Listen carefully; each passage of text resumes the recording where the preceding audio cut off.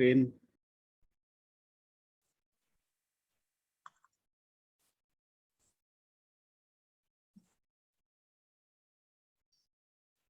Sudah terlihat Pak Edi ya? Sudah Pak. Baik, terima kasih. Selamat sore Ibu Bapak sekalian. Sore ini saya akan berbagi di kesempatan safety moment ini tentang kejadian kebakaran seperti baterai, sistem baterai. Seperti biasa, baterai itu sistem energi, punya energi yang cukup tinggi, dan punya potensi terjadinya kecelakaan juga cukup tinggi. Khususnya untuk sore ini, baterai yang dimaksud adalah baterai sodium sulfur NaS, natrium dan sulfur. Ini pernyataan press release dari Mitsubishi di Jepang. Kejadiannya sudah cukup lama, 10 tahun yang lalu kira-kira, pada pagi hari tanggal 21 September 2011 itu terjadi kebakaran di tempat penyimpanan baterai sodium sulfur mereka. Kapasitasnya 2 megawatt, jadi cukup lumayan besar, di plant mereka di Tsukuba, di Jepang. Pembuat baterai ini adalah di bawah disebutkan NJK Insulator. Memang mereka adalah leading perusahaan yang cukup besar untuk membuat sodium sulfur baterai. Setelah kejadian itu, lalu NJK menyatakan akan menghentikan sementara produksi sodium sulfur mereka karena kejadian di bulan September. Tapi berita lebih lanjut dikatakan 1 tahun kemudian kalau tidak salah mulai melanjutkan lagi setelah riset lebih lanjut untuk faktor keamanannya, dan mereka merupakan satu perusahaan yang pembuat baterai sodium sulfur yang terkemuka di dunia. Dan baterai selalu dibutuhkan terutama untuk pengganti bahan bakar energi dengan fossil fuel, bahan bakar fosil, menjadi energi terbarukan, dan energi terbarukan itu kecuali thermal energi dan mikro yang mungkin bisa 24 jam seminggu gitu ya, terus-menerus, tapi yang di luar dari itu terbatas sehingga energinya harus disimpan di baterai. Jadi kebutuhannya akan meningkat terus. Dan ada kebutuhan-kebutuhan tertentu di mana baterai harus bisa beroperasi di temperatur yang cukup tinggi. Salah satunya adalah sodium sulfur ini.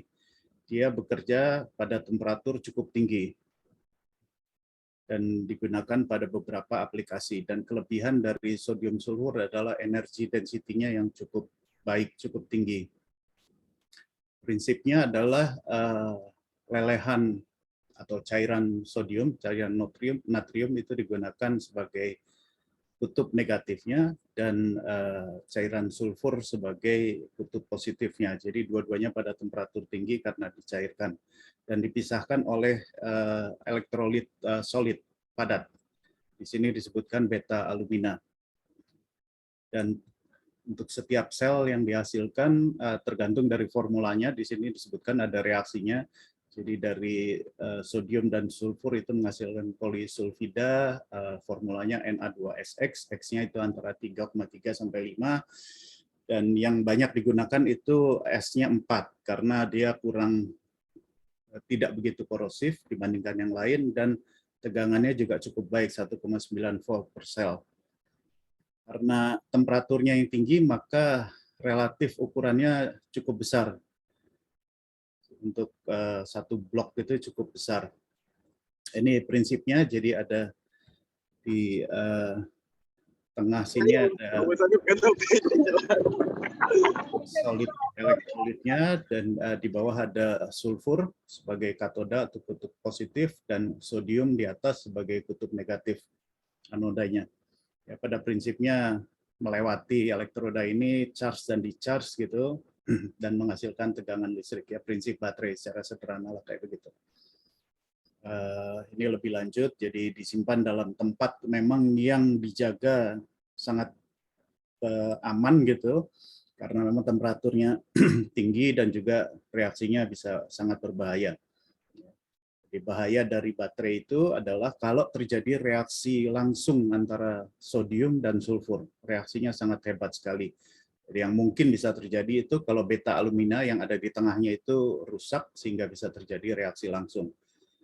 Selain itu juga kalau cairan material tadi, baik sodium ataupun sulfur yang bisa keluar karena rumahnya yang korosi berkarat sehingga bocor. Kemudian juga selain itu karena natrium bisa bereaksi hebat dengan air, sangat panas sekali, bahkan beberapa kondisi api langsung bisa terbentuk, dan juga dia bisa bereaksi dengan oksigen yang menghasilkan gas yang berbahaya Na2O itu. Dan juga sulfur kalau bereaksi dengan menghasilkan SO2 dan H2S, ini juga gas yang sangat beracun. Selain itu juga bisa bereaksi dengan kromium. Kromium digunakan untuk rumahnya, untuk tahan karat, dan dia bisa bereaksi dengan sulfur menghasilkan kromik sulfit, juga yang berbahaya.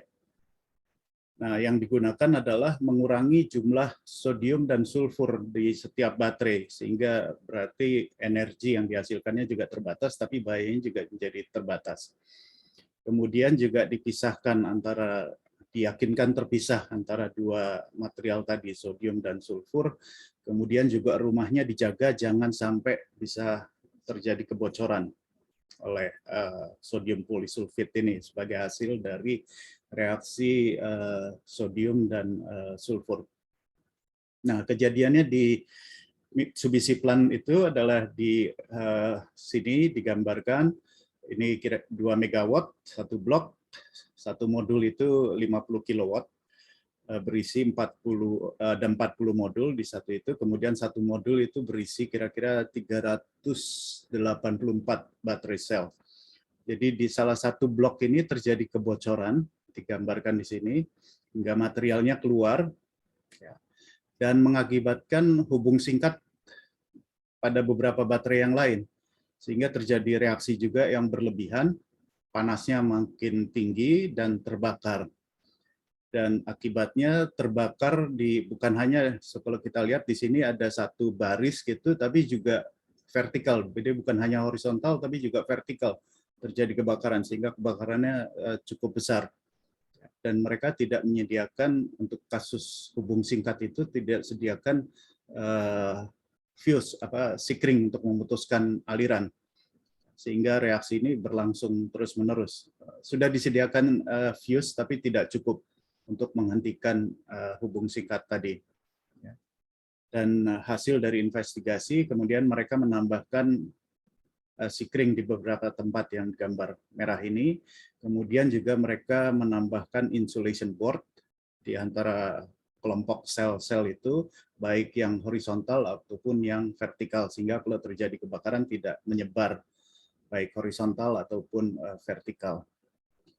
Kemudian juga di sistem penyimpanan baterai mereka dipasang deteksi untuk kebakaran, juga sistem pemadam kebakarannya harus tersedia, dan juga pengamanan bagi manusia.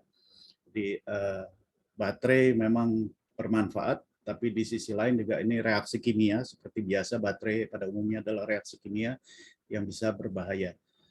Itu saja dari saya, Pak Edi, mungkin terima kasih. Terima kasih Pak Wijaya atas penyampaian safety moment-nya yang sangat terkait dengan baterai yang akan dipresentasikan sore hari ini. Luar biasa, selalu menyadarkan kita ini untuk memperhatikan masalah keselamatan dalam mengembangkan teknologi baterai. Baik, kita lanjutkan dengan acara pokok kita yang akan disampaikan oleh Ibu Sylvia. Waktu kami persilahkan. Terima kasih, Ibu. Terima kasih, Prof. Edi. Selamat sore, Bapak-Bapak semuanya, Bapak Ibu. Ini saya lihat beberapa ada absennya itu dari mahasiswa atau bagaimana, Prof itu? Ya, ini macam-macam. Ya, jadi macam-macam dari banyak. Aneka ragam, banyak. Ya, saya izin share screen, Prof. Silakan.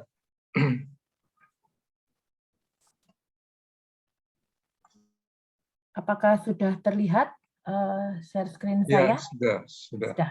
Baik. Oke, terima kasih. Saya ucapkan terima kasih dulu kepada Prof. Edi dan tim di BKTF gitu ya, yang dalam hal ini mempersilahkan saya begitu ya untuk mempresentasikan mungkin sedikit dari aplikasi baterai, utamanya untuk suhu dan tegangan tinggi. Saya yakin di sini Bapak-Bapak dan ibu-ibu juga pasti banyak yang sudah aware begitu ya dengan baterai, dan memang riset baterai meningkat signifikan dalam 1 dekade ini. Sebelum saya melanjutkan presentasi, izinkan saya memperkenalkan diri. Saya Silvi, biasanya dipanggil Silvi, begitu ya Prof. Dan rekan-rekan, saya dari Teknik Mesin Universitas Pertamina. Nah, saya dari Blitar, begitu ya. Lalu S1 saya di Teknik Fisika. Mungkin ini supaya suasananya lebih cair, nanti monggo apabila yang ada yang ingin bertanya, enggak apa-apa ya Prof. Ya, Boleh nggak langsung, apa-apa. Ya. apa namanya, boleh langsung. Biasanya menulis di chat box. Oh begitu, nanti terakhir Ya. begitu. Ya, ya, ya. Oke, monggo. Saya mengikut saja. Nah, di sini S1 saya di Teknik Fisika ITS di 2007 sampai 2011. Dulu saya riset di Artificial Intelligence untuk lung cancer early detection. Jadi memang saya rada aneh begitu ya, Bapak-bapak, Ibu-ibu. Jadi sejak kuliah dulu, mungkin sharing bagi ada yang mahasiswa gitu ya. Saya memang agak idealis dulu pada saat kuliah begitu. Jadi saya selalu saya tidak berpikir saya nanti jadi apa gitu ya, tapi saya berpikir sekarang ini yang lagi tren itu apa itu. Nah, di tahun 2010-2011 itu mulai berkembang. Dulu saya pertama kali dapat kuliah dari Pak Syamsul di Teknik Fisika itu tentang jaringan syaraf tiruan gitu. Jadi saya berpikir gitu ya, apa yang bisa dikembangkan dari situ. Akhirnya saya mengambil lung cancer early detection. Nah, setelah itu saya melanjutkan S2 awalnya di Applied Science National Taiwan University Science and Technology di Taiwan. Pun pada saat itu saya tidak berpikir tentang linearitas, dan alhamdulillah sekarang tidak seperti itu gitu ya. Jadi saya masih bisa jadi dosen. Saya dulu berpikir di 2011 kira-kira apa yang nanti akan berkembang di depan gitu. Nah, pada saat itu dipertemukan dengan profesor saya, dan di sini juga ada rekan satu angkatan saya, Bu Emi, dosen Teknik Fisika ITS ya. Itu kita belajar mengenai baterai. Pada saat itu kita belajar tentang lithium ion battery. Jadi kebetulan saya tidak punya S2, jadi saya langsung jump ke S3 mengambil topik tentang sintesis new material untuk high temperature and voltage lithium ion battery dari 2011 sampai 2016. Tentu pada saat saya diundang itu saya tanya, ini saya mau ngomongin apa gitu ya ke rekan saya Prof. Terus saya tanya, ya pokoknya tentang riset aja Mbak. Oke, lalu saya berpikir mungkin saya bercerita tentang step by step hingga saat ini riset saya seperti apa, karena riset saya saat ini pun juga dibangun dari sejak saya kuliah di S3. Saya berpikir sebuah riset itu memang harus kita lakukan secara mendalam begitu ya, tentu dengan PET yang benar begitu ya. Nah, dengan perjalanan riset ini alhamdulillah di tahun 2018 saya mendapat award L'Oreal UNESCO for Women in Science Indonesia. Nah, untuk saat ini saya meneliti atau berkecimpung di pengembangan material untuk baterai, baik anodanya, elektrolitnya, dan katodanya. Lalu juga tentang analisis solid electrolyte interface. Nanti saya akan berbicara tentang itu di selanjutnya. Nah, penelitian saya baru menyadari kalau ternyata itu secara tidak langsung saya buat menjadi sebuah penelitian. Itu diawali dari 2013 dan sampai tahun ini, dan saya sebut ultimate goal saya gitu ya, untuk ke depan saya ingin mempunyai sebuah baterai yang low cost, biodegradable, dan fleksibel, all solid state battery dengan segala kekurangan dan kelebihannya yang nanti kita bahas di sesi selanjutnya.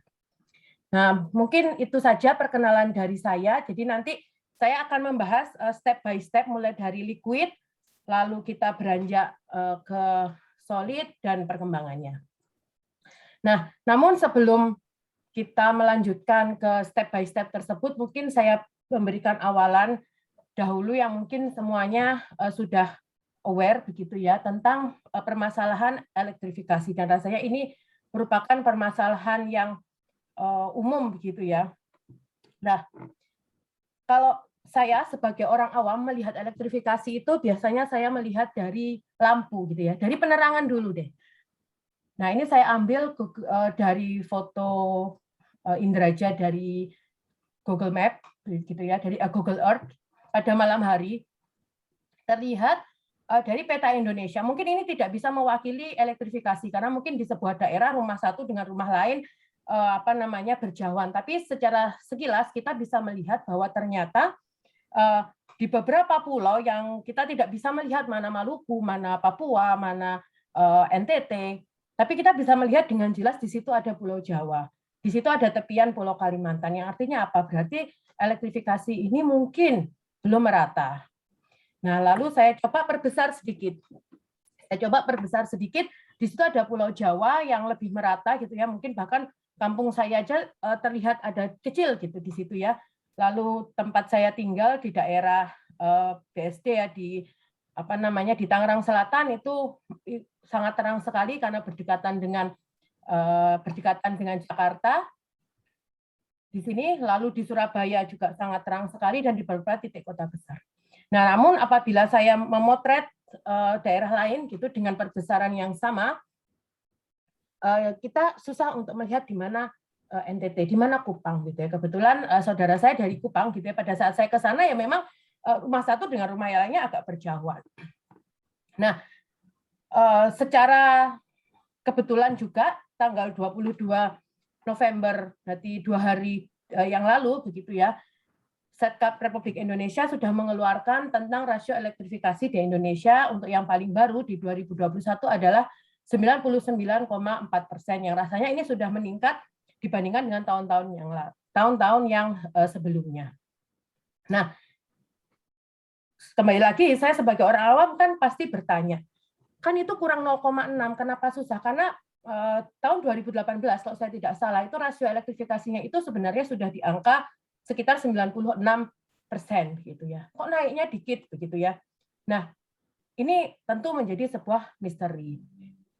Saya meloncat sedikit mengenai energi demand gitu ya. Kalau kita lihat dari Outlook Energi Indonesia, ini yang saya dapatkan yang terbarunya di 2019 gitu ya, mohon maaf. Nah, secara umum permintaan energi di Indonesia itu meningkat dari segala sektor gitu ya, baik sektor rumah tangga, sektor komersial, sektor industri, transportasi maupun sektor lainnya yang tidak terdefinisi. Nah, karena saya di sini juga sebagai ibu rumah tangga begitu ya, mungkin. Nah, di sini saya coba enlarge yang sektor rumah tangga. Kita lihat bahwa dari tahun ke tahun dan juga forecasting ke depan, energi demand di sektor rumah tangga itu juga meningkat. Tapi kalau kita amati lagi, bagian kuning yang meningkat itu adalah elektrifikasi.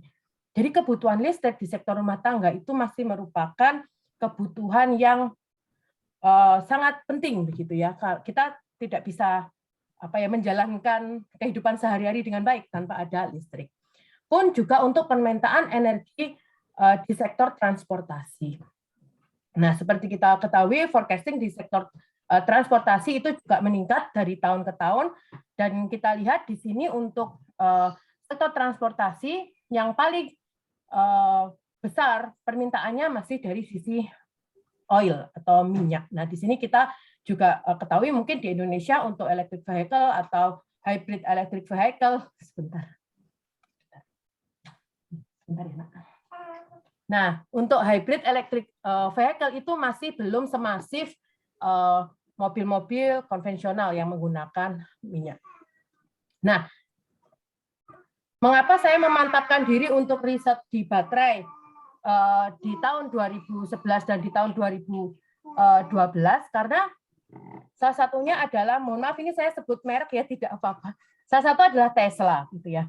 Di tahun 2012, di kuartal 3 kalau tidak salah, itu Tesla awal-awal memproduksi mobil listrik. Pada saat itu Tesla hanya memproduksi sekitar 250-an mobil listrik.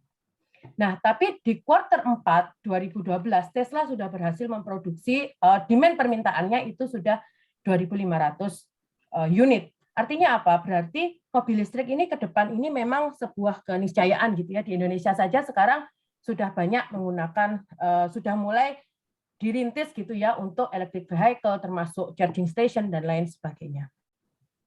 Nah, terlepas dari kebutuhan mobil listrik terhadap listrik itu sendiri, dengan diiringi pula dengan peningkatan kebutuhan energi baik dari sektor rumah tangga, transportasi, dan segala sektor yang telah saya sebutkan lagi, telah saya sebutkan tadi, tentu kita harus mengenal energi source ini itu dari mana saja, kan begitu. Nah, kalau boleh saya sedikit menceritakan gitu ya, untuk energi source yang terjadi, sebenarnya untuk energi source ini kita sudah mungkin dari nenek moyang kita sudah banyak menggunakan, yaitu diawali dari kayu gitu ya, dari kayu yang dibakar untuk menghasilkan energi yang kita gunakan untuk kehidupan sehari-hari. Nah, di sekitar 1800 sampai 1900, tahun 1800 sampai tahun 1900 kita sudah masuk ke primary energy transformation, yaitu dari wood to coal. Nah, tentu mungkin ini juga bersamaan dengan revolusi industri, sehingga di situ sudah banyak mesin uap dan teman-temannya di situ mulai teknologi mulai lebih maju, sehingga dia mulai shifting. Nah, lalu masuk ke secondary energy transformation, di mana di situ dari coal to hydrocarbon yang kita nikmati sampai saat ini. Nah, sekitar tahun 1900 atau 1960 atau 1970 muncul kesadaran bahwa ternyata coal ini juga tidak selamanya bisa kita manfaatkan. Termasuk juga oil pada saat itu masih tinggi-tingginya gitu ya. Termasuk kita itu sedang ada di masa steady period daripada oil. Nah, tapi itu sampai kapan? Sampai sekitar, kalau dari prediksi forecasting dari paper tersebut, sampai sekitar 2040, 2050. Maka dia akan decline sedikit demi sedikit. Nah, rekan-rekan kami begitu ya di geofisika atau mungkin di perminyakan itu sedang berusaha bagaimana caranya supaya kita bisa melakukan pengolahan minyak dengan efisien. Nah, tapi bagian saya tidak di situ begitu ya.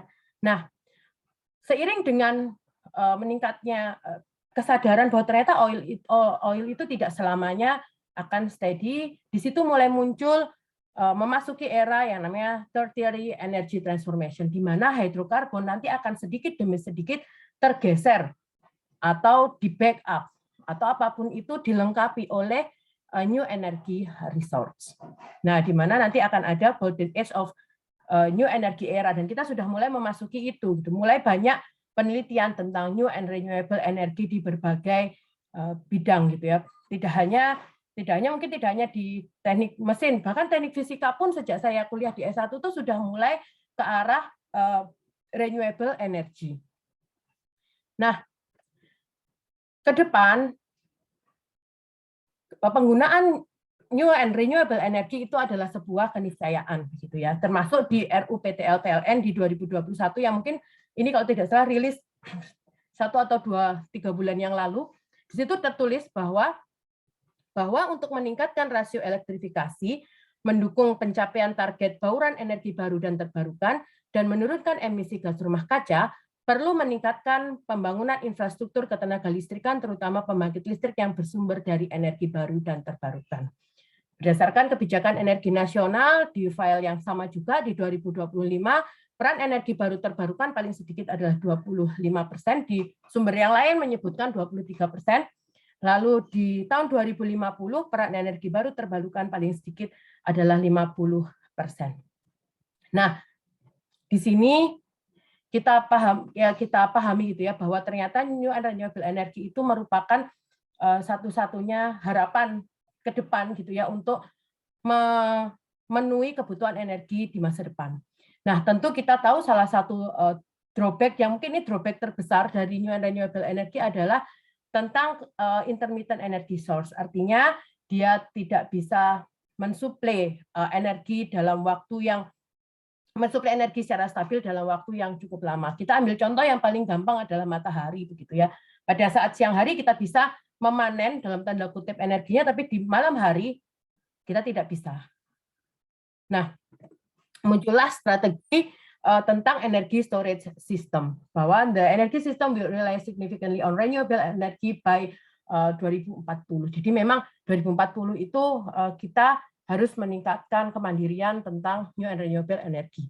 Nah, dengan keintermittenan tersebut, maka diperlukan sebuah backup yang kita sebut dengan energi storage system. Di mana energi storage system disusun dalam bentuk grid system yang dikelola secara mungkin kalau sekarang sudah otomatis di teknik fisika ya mungkin sudah mengelola grid system secara autonomous seperti itu. Nah, tujuannya untuk apa? Tujuannya untuk memperoleh fleksibilitas yang lebih besar. Ibaratnya seperti ini, apabila ada sebuah pembangkitan listrik katakanlah ya. Nah, pada saat dia low demand, maka dia akan menghasilkan excess energi. Nah, excess energi itu yang disimpan oleh energy storage system.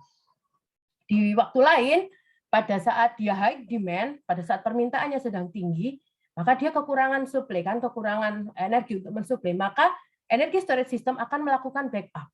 Nah, itu gunanya energi storage system dalam rangka aplikasi new and renewable energy. Fleksibilitas daripada new and renewable energy itu menjadi lebih baik, tentu meningkatkan efisiensi.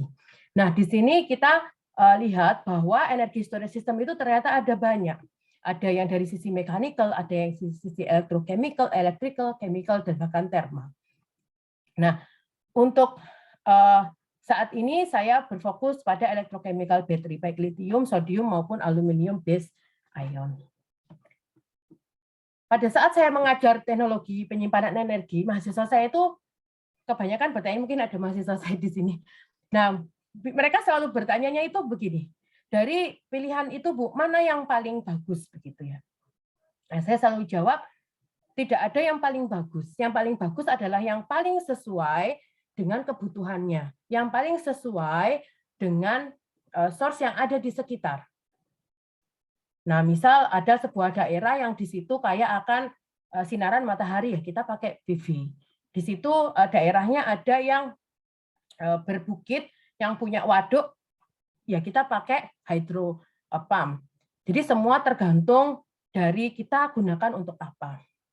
Nah, saya akan fokus ke lithium ion battery dahulu, gitu ya, karena saya fokusnya di energi storage untuk small and middle scale storage. Di antara banyak chemical battery based storage itu sudah dibuat matriks begitu ya, dibuat matriks. Nah, di situ ternyata diketahui bahwa lithium ion battery itu yang paling banyak memenuhi matriks, kita menyebutnya spider matrix gitu ya. Yang paling banyak memenuhi itu adalah lithium ion battery. Nah, dari sini terlihat bahwa lithium ion battery merupakan energi storage yang ideal untuk middle scale storage. Nah, mungkin saya sekilas akan menjelaskan mungkin bagi rekan-rekan yang belum atau tidak riset di baterai untuk supaya kita satu satu visi gitu ya, satu pandangan. Nah, di sini ada saya berikan contoh tentang aplikasi daripada baterai. Sebentar, ini saya kok tidak bisa melakukan klik ya. Nah, di sini baterai yang di dalam mobil itu sebenarnya terdiri dari banyak pack gitu ya. Nah, dari satu selnya, kita menyebut satu sel itu biasanya terdiri dari ada aluminium dan copper. Nah, di sini biasanya aluminium dan copper digunakan untuk meng-coating selari dari anoda dan katoda. Jadi kita menyebutnya current collector gitu ya. Nah, di katoda sendiri biasanya terdiri dari lithium X atau lithium manganese oxide. Kalau dulu lithium cobalt oxide, di mana di situ kita sebut sebagai lithium source. Nah, di sisi lain, di sisi lain kita ada biasanya di sini adalah anodanya, grafin. Nah, di antara anoda dan katoda itu dipisahkan oleh sebuah separator yang sebenarnya nanti ada elektrolit di tengahnya. Kalau contoh di sini elektrolitnya adalah elektrolit cair ya, rekan-rekan. Nah, pada saat charging, lithium yang ada di katoda nanti akan turun atau akan mengalir gitu ya ke anoda. Ya, jadi itu adalah proses charging lithiumnya di-push untuk ke anoda. Nah, untuk beberapa waktu dia diam tuh sampai nunggu kapan saya digunakan ya. Nah, di situ dia akan deposit di lattice daripada grafin gitu ya untuk menunggu di discharge atau menunggu digunakan. Nah, pada saat dia digunakan, litium tadi yang deposit di dalam si grafin tadi atau di anoda tadi akan kembali ke sisi katoda, dan ini kita disebut sebagai discharge. Nah, discharge inilah pada saat baterai itu kita gunakan. Jadi secara umum baterai sebenarnya terdiri dari ada anoda di sini, lalu ada katoda, di tengahnya ada elektrolit. Nah, di mana kalau elektrolit cair, maka di sini butuh yang namanya separator. Nah, ada satu hal yang terpenting gitu ya pada saat reaksi di elektrolit, karena ini ada kaitannya dengan chemical, yaitu adanya solid electrolyte interface. Pada saat terjadi reaksi baik charge maupun discharge, anoda ini akan terbentuk yang namanya solid electrolyte interface seperti ini.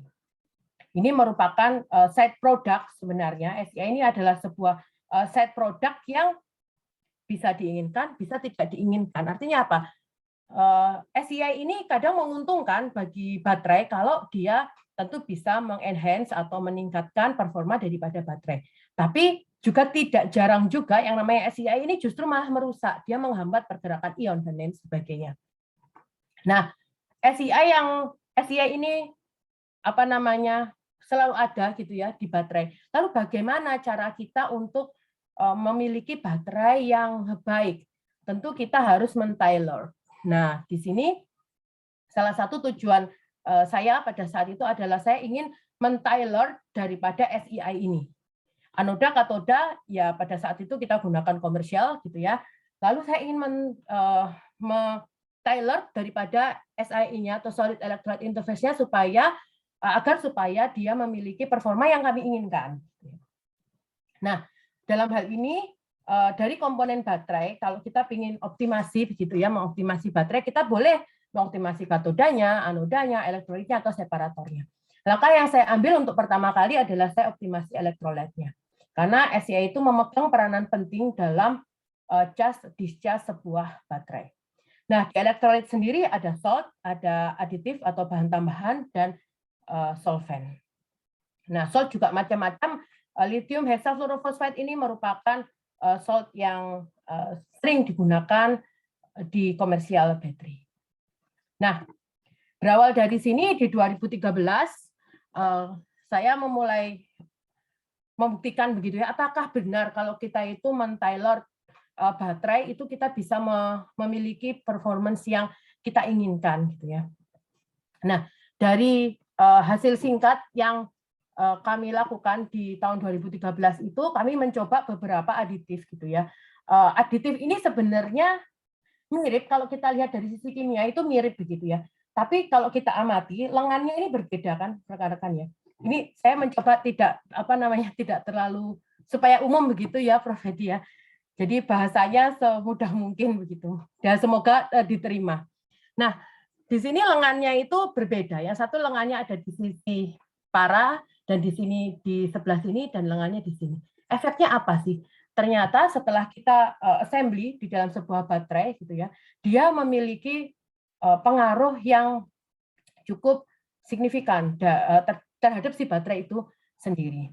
Nah, kalau coba kita lihat di sini dia menunjukkan profil cyclic voltammetry yang berbeda, lalu di sini dia juga menunjukkan profiling impedance yang berbeda, dan yang paling penting kalau saya dari sudut pengguna gitu ya, ya baterainya gitu ya, performanya itu bagaimana. Dan di sini juga ditunjukkan baterai menunjukkan peningkatan. Nah, pada saat itu saya berpikir kalau saya bisa men-tailor sebuah SEI berarti saya bisa meningkatkan performa dari baterai dong. Lalu saya memulailah di tahun-tahun tersebut untuk mensintesis sebuah garam baru gitu ya, diawali di 2011. Nah, dari 2011 perjalanan muncullah kita sudah punya US patent gitu ya untuk garam yang sudah kita buat. Nah, berbekal pengetahuan sebelumnya di PET 2013 bahwa kita harus men-tailor SEI untuk mendapatkan performa baterai yang kita inginkan. Lalu kami men-start sebuah penelitian untuk lithium ion battery di temperatur tinggi. Nah, di sini kalau kita mau berbicara tentang baterai yang aman, mungkin baterai yang baik dulu mungkin ya. Baterai yang baik itu bagaimana sih? Yang tentu memiliki harganya murah, kayak kita makan di warteg gitu ya. Kita kan pengen murah, murah, banyak, enak kan gitu ya. Sama. Peneliti juga seperti itu gitu ya. Kita harus bikin sesuatu itu ya yang mirip-mirip seperti itu idealismenya. Jadi kita pengen yang murah, powernya bagus, lifestyle-nya bagus, energinya bagus, dan tentu aman. Nah, bedanya sekarang kita yang harus mikir kan bagaimana kan gitu kan. Lalu dari situ kita mulai merumuskan. Kalau kita tinjau dari sisi safety, ternyata ada dua hal yang sangat mempengaruhi keamanan dari sebuah baterai. Tadi di depan Pak Paul sudah menjelaskan begitu ya. Temperatur itu memiliki peranan yang sangat penting dalam merusak baterai. Nah, lalu kami menambahkan dengan voltase yang ending-endingnya sebenarnya itu di temperatur juga, nanti akan saya jelaskan. Nah, kalau untuk baterai yang normal itu seperti apa sih? Kalau untuk baterai yang normal ya tentu baterai itu akan melakukan kegiatannya dengan normal di suhu sekitar 30 sampai 40, tidak lebih dari 50 lah. Karena kalau sudah lebih dari 40 itu dia akan accelerating aging gitu ya. Dia mulai rusak. Dan kalau sudah rusak, ya dia sudah thermal runaway meledos gitu ya. Kalau bahasa saya gitu ya dari Surabaya akan meledak gitu, mau tidak mau.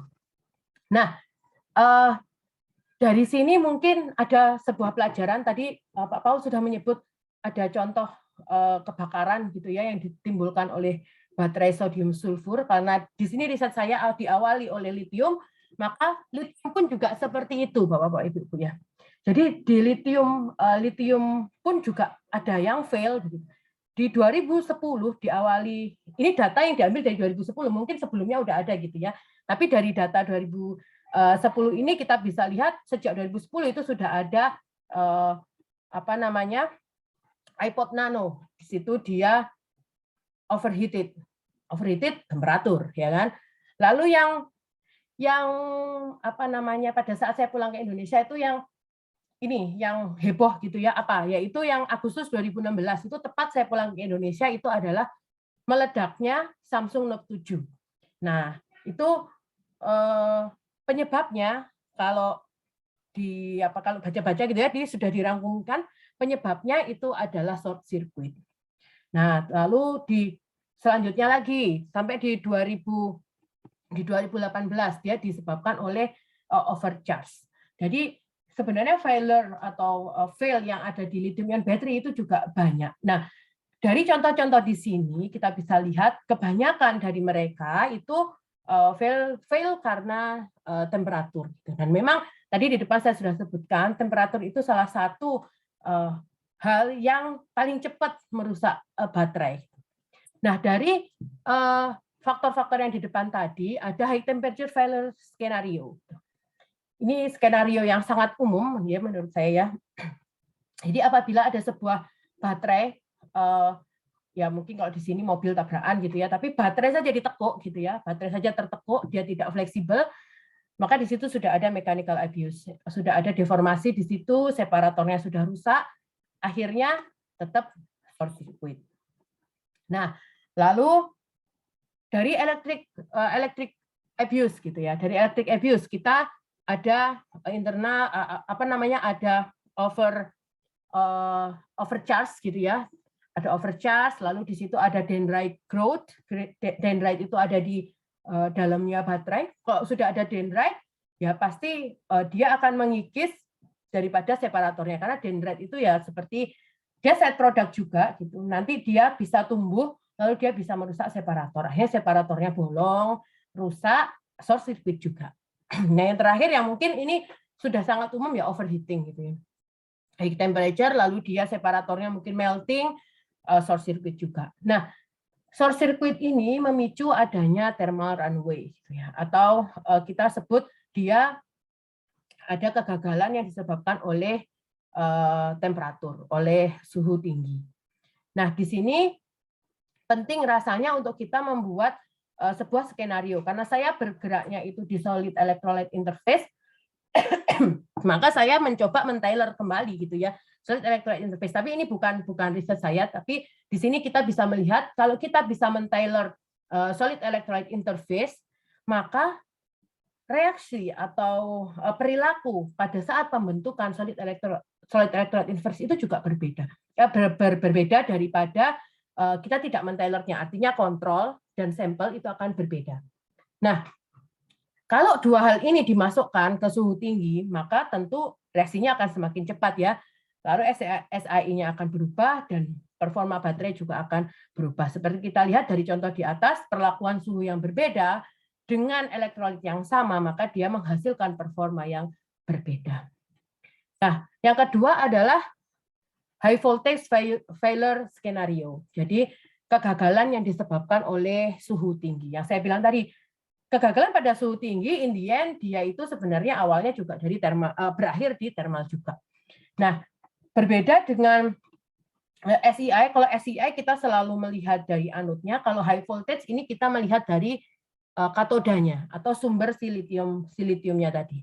Apabila dia sudah overcharging, dia bisa menimbulkan exothermic reaction, dia merilis oksigen.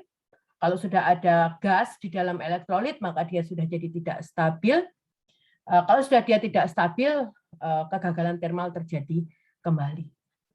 Nah, dari mana gas itu datang? Kok tiba-tiba ada gas? Katanya kalau bikin litium itu harus di dalam glove box, kan begitu ya? Mungkin itu juga pertanyaan saya yang pertama, ya, yang yang di awal-awal kok bisa ada, bahkan ada trace of water gitu ya di dalam sebuah baterai yang ternyata memang dari reaksi di voltage tinggi itu bisa mengenerate adanya H2O di dalam sebuah baterai.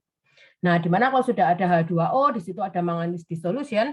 Kalau sudah ada transisi metal dissolution, maka dia akan merusak anoda, merusak SEI, impedansinya bisa naik, dan dia bisa merusak baterai. Intinya, kalau sebuah baterai itu kita masukkan ke dalam environment yang dia memiliki suhu tinggi dan voltage tinggi, maka persentase kegagalan berfungsinya juga akan tinggi. Nah, di situ kita bisa lihat dari sisi kimia mungkin ya, kita melihat kenapa sih kok dia itu rusak gitu. Nah, kebanyakan dari baterai komersial itu menggunakan karbonat solvent sebagai karbonat base sebagai solventnya. Nah, ini kita ambil contoh isi.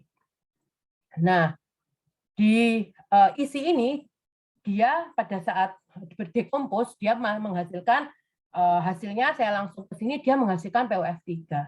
Nah, POF3 ini didapatkan dari reaksi daripada si LiPF6, lithium hexafluorofosfat, saya sebutkan tadi di depan, merupakan salt komersial yang banyak digunakan di baterai komersial. Nah, kalau sudah bertemu nih mereka dengan trace of water gitu ya, maka dia akan menghasilkan gas. Gas itu menghasilkan PF5 lagi. PF5 lagi bereaksi lagi menghasilkan POF3. Enggak berhenti-berhenti. Kita sebut dia sebagai autokatalitik reaction. Nah, ide simpel dari autokatalitik reaction dulu muncul dari bagaimana seandainya PF5 ini kita hilangkan atau kita ikat gitu ya. Sebenarnya idenya muncul dari situ. Nah, maka kita muncullah Lewis acid base complex untuk menangkap, mentrap si PF5 tadi. Nah, jadi kita buat garam yang dia bisa men-track daripada si PF5 tersebut, sehingga di hasil akhirnya kita bisa mengurangi PF5, mengurangi gas. Kalau HF-nya berkurang, tentu gas-gas lain juga akan berkurang. Nah, di sini pastinya ke depan juga akan meningkatkan performance daripada sebuah baterai. Nah, ini merupakan hasil US patent kami gitu ya, tim di lab di tahun 2016.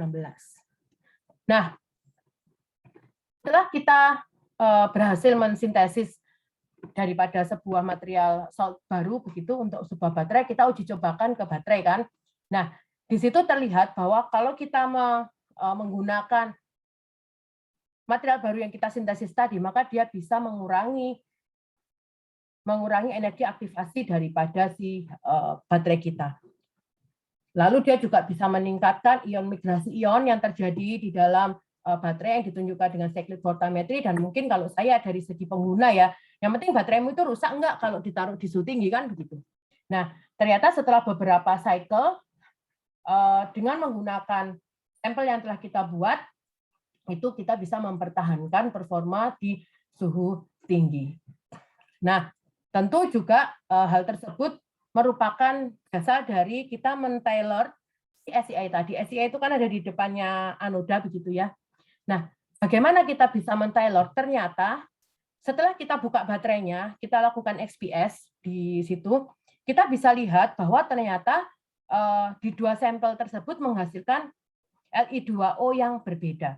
Di mana pada saat kita menggunakan sampel material baru tersebut, Li2O-nya berkurang. Wah, kenapa nih kalau Li2O-nya berkurang?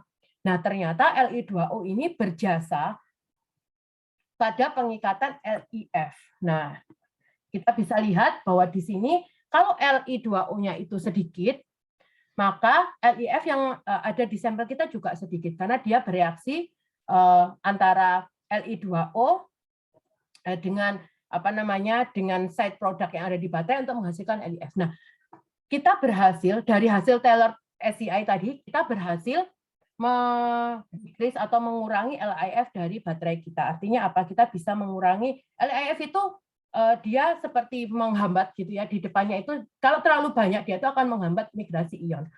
Nah, pantas saja pada saat kita gunakan maka kita masih bisa mempertahankan performa daripada baterai kita. Nah, dari perjalanan pertama itu, lalu saya berpikir gitu ya. Lalu saya berpikir, setiap kali kita eksperimen, jadi baterai itu di running dulu. Mungkin Bapak Ibu yang riset di baterai ya, kita seringnya itu ex situ testing gitu ya. Artinya apa? Kita baterai itu kita running sampai selesai, misal 100 cycle atau berapa cycle gitu ya. Lalu setelah itu baterainya kita ambil, kita buka dalam glove box, kita masukkan botol, lalu kita uji XPS, uji NMR, uji macam-macam. Nah, pada saat itu kita ada ide gitu ya, bagaimana seandainya kita in situ. Pada saat itu di lab sedang mengembangkan in situ Raman. Tapi kalau Raman mahal gitu ya, kita coba cari yang lebih mudah dan kita bisa memodifikasi sendiri gitu ya. Nah, akhirnya di 2016 ini saya agak shifting sedikit meskipun masih nyambung. Nah, pada saat riset inilah saya merasa pelajaran di teknik fisika saya ini benar-benar saya gunakan gitu ya. Ternyata di teknik fisika itu tidak hanya belajar tentang teori pengukuran, pengendalian, tapi bagaimana logika kita berjalan untuk sesuatu yang kita harus agile gitu ya. Kita harus agile dalam dalam riset pun kita harus agile. Dan ini pada saat saya shifting ini, saya dulu bersyukur gitu ya. Di teknik fisika saya belajar laser, saya belajar fotonika, saya belajar energi, saya belajar banyak hal gitu ya. Dan itu cukup membantu, bahkan sangat membantu pada saat saya development in situ testing. Jadi di 2016 ini saya agak shifting sedikit, saya bikin alat gitu akhirnya. Balik ke teknik fisika gitu. Dulu kan di teknik fisika suka disuruh dikasih tugas bikin alat tuh. Nah, itu akhirnya berguna juga gitu loh. Saya balik lagi ke teknik fisika. Saya merasa kembali ke habitat gitu ya, ke teknik fisika lagi gitu. Nah, di situ saat itu kita mau memodifikasi SPR gitu ya. Nah, SPR ini tidak umum digunakan di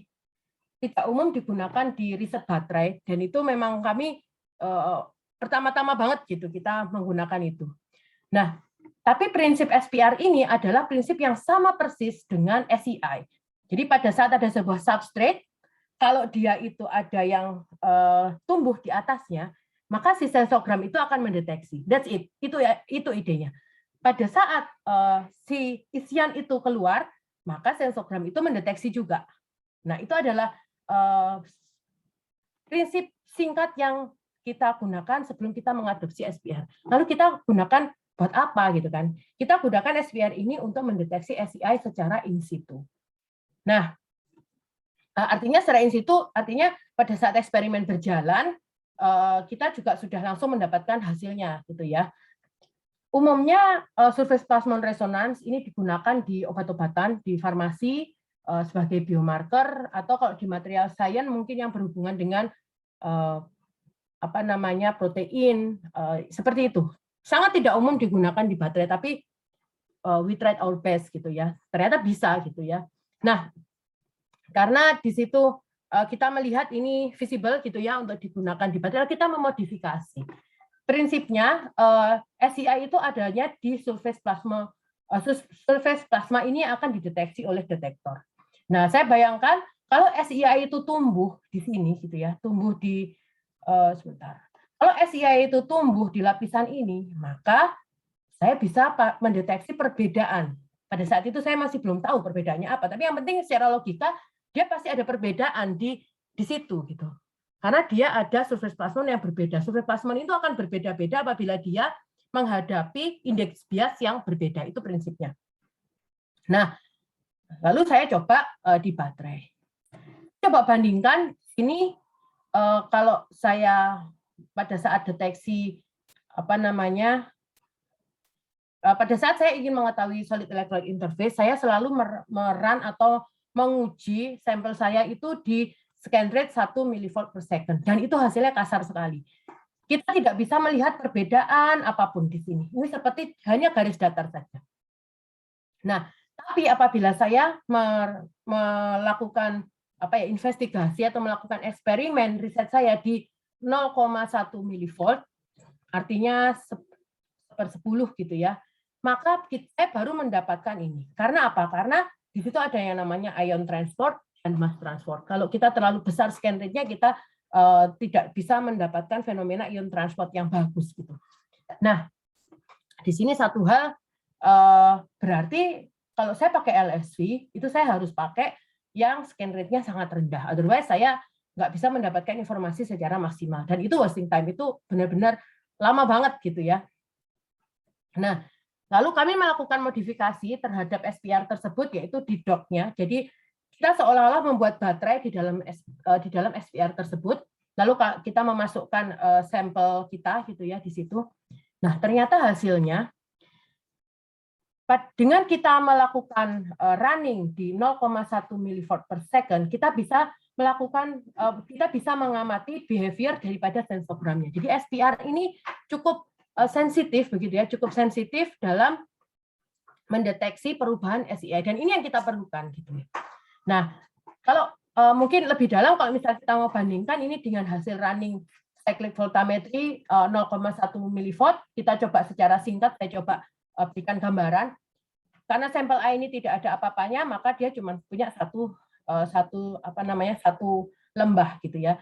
Nah, satu lembah ini dideteksi sama persis nilainya dengan yang ada di slope 1 di sampel A ini, dan seterusnya. Yang lainnya punya 2, maka dia punya 2. Artinya apa? Berarti kita sudah berhasil mendeteksi SEI secara in situ dengan memodifikasi SPR. Nah, setelah selesai riset itu, maka saya lanjutkan ke riset selanjutnya adalah untuk high voltage lithium ion battery. Kita 5,2 volt gitu ya di 5 volt class lithium ion battery. Nah, di sini di 2017 kita mendapatkan hasilnya gitu ya. Jadi publikasi sudah dilakukan di 2017. Nah, pada saat itu ada 3 sampel. Di sini ada B dan TFB. Mungkin secara secara theoretical, kalau misal dia itu adalah metil, lalu di sini adalah trifluoro, maka dia di sini memiliki elektron cloud yang lebih besar. Nah, dia memiliki, ya kita melakukan DFT analisis gitu ya. Di sini kalau misal misal di sini ada ini N. Ini susah pakai kursor. Nah, di sini LiTFB ini memiliki elektron cloud yang besar di sini. Nah, sehingga lithium itu nempel di sini. Dia tidak nempel, tapi ada seperti van der Waals reaction seperti itu. Nah, dia memiliki HOMO yang paling rendah, minus 5,9. Artinya apa? Berarti kita bisa lihat dari panjangnya lithium ke anion itu lebih besar. Cloud elektron yang besar menimbulkan jarak antara lithium dan ionnya itu besar, sehingga dia gampang bereaksi, dalam gampangan yang ngomong gitu ya, gampang bereaksi, dan dia memiliki energi dissociation yang paling kecil, sehingga dia lebih mudah. Kita bisa lihat dari hasilnya dia juga dapat memfasilitasi energi aktivasi yang lebih kecil dibandingkan dengan yang lain. Nah, ini mungkin kelebihannya kita bisa lihat di sini. Kita bisa lihat sampel yang menggunakan tadi yang saya sebutkan TFB tadi, dia tidak ada gas sama sekali. Jadi kita bisa mensuppress gas itu benar-benar sebenarnya sih tidak hilang, dia ada, cuman dia lebih kecil dibandingkan dengan ketiga sampel yang lain. Nah, pada saat kita menguji baterai ini pada suhu 60 derajat Celcius dan 5,2 volt, maka kita bisa mempertahankan performance-nya lebih baik dibandingkan dengan yang lain, termasuk dari sisi impedance, termasuk dari sisi impedance-nya kita bisa lihat bahwa dia lebih kecil. Nah, ini terlihat sekali bahwa permukaan daripada katoda ini sangat berbeda gitu ya. Artinya permukaan katodanya tidak hanya di anoda, di permukaan di katodanya itu juga tertailor gitu ya. Dia ada sesuatu yang baru gitu ya, yang melapisi dibandingkan dengan yang lain, dan itu diduga SCI tersebut yang berhasil mempertahankan performa daripada baterai. Dan ini kita melakukan percobaan CMS di sini kita untuk menguji apakah benar gitu ya. CMS ini dilakukan secara in situ, secara langsung gitu, sehingga kita bisa mengetahui ada nggak sih gas-gas yang ada nggak sih gas-gas yang dihasilkan selama proses jadi. Dan memang apabila diperhatikan kalau kita menggunakan material tadi yang baru tadi, gasnya itu tersuppress cukup signifikan. Nah, setelah saya riset high voltage dan high voltage dan high temperature ini di lithium ion battery, saya merasa di 2000 ini berakhir 2017 ya, pada saat itu saya merasa kalau kita terus bergantung pada lithium gitu, kita nggak bisa gitu. Kita harus mencari alternatif liquid electrolyte yang lain.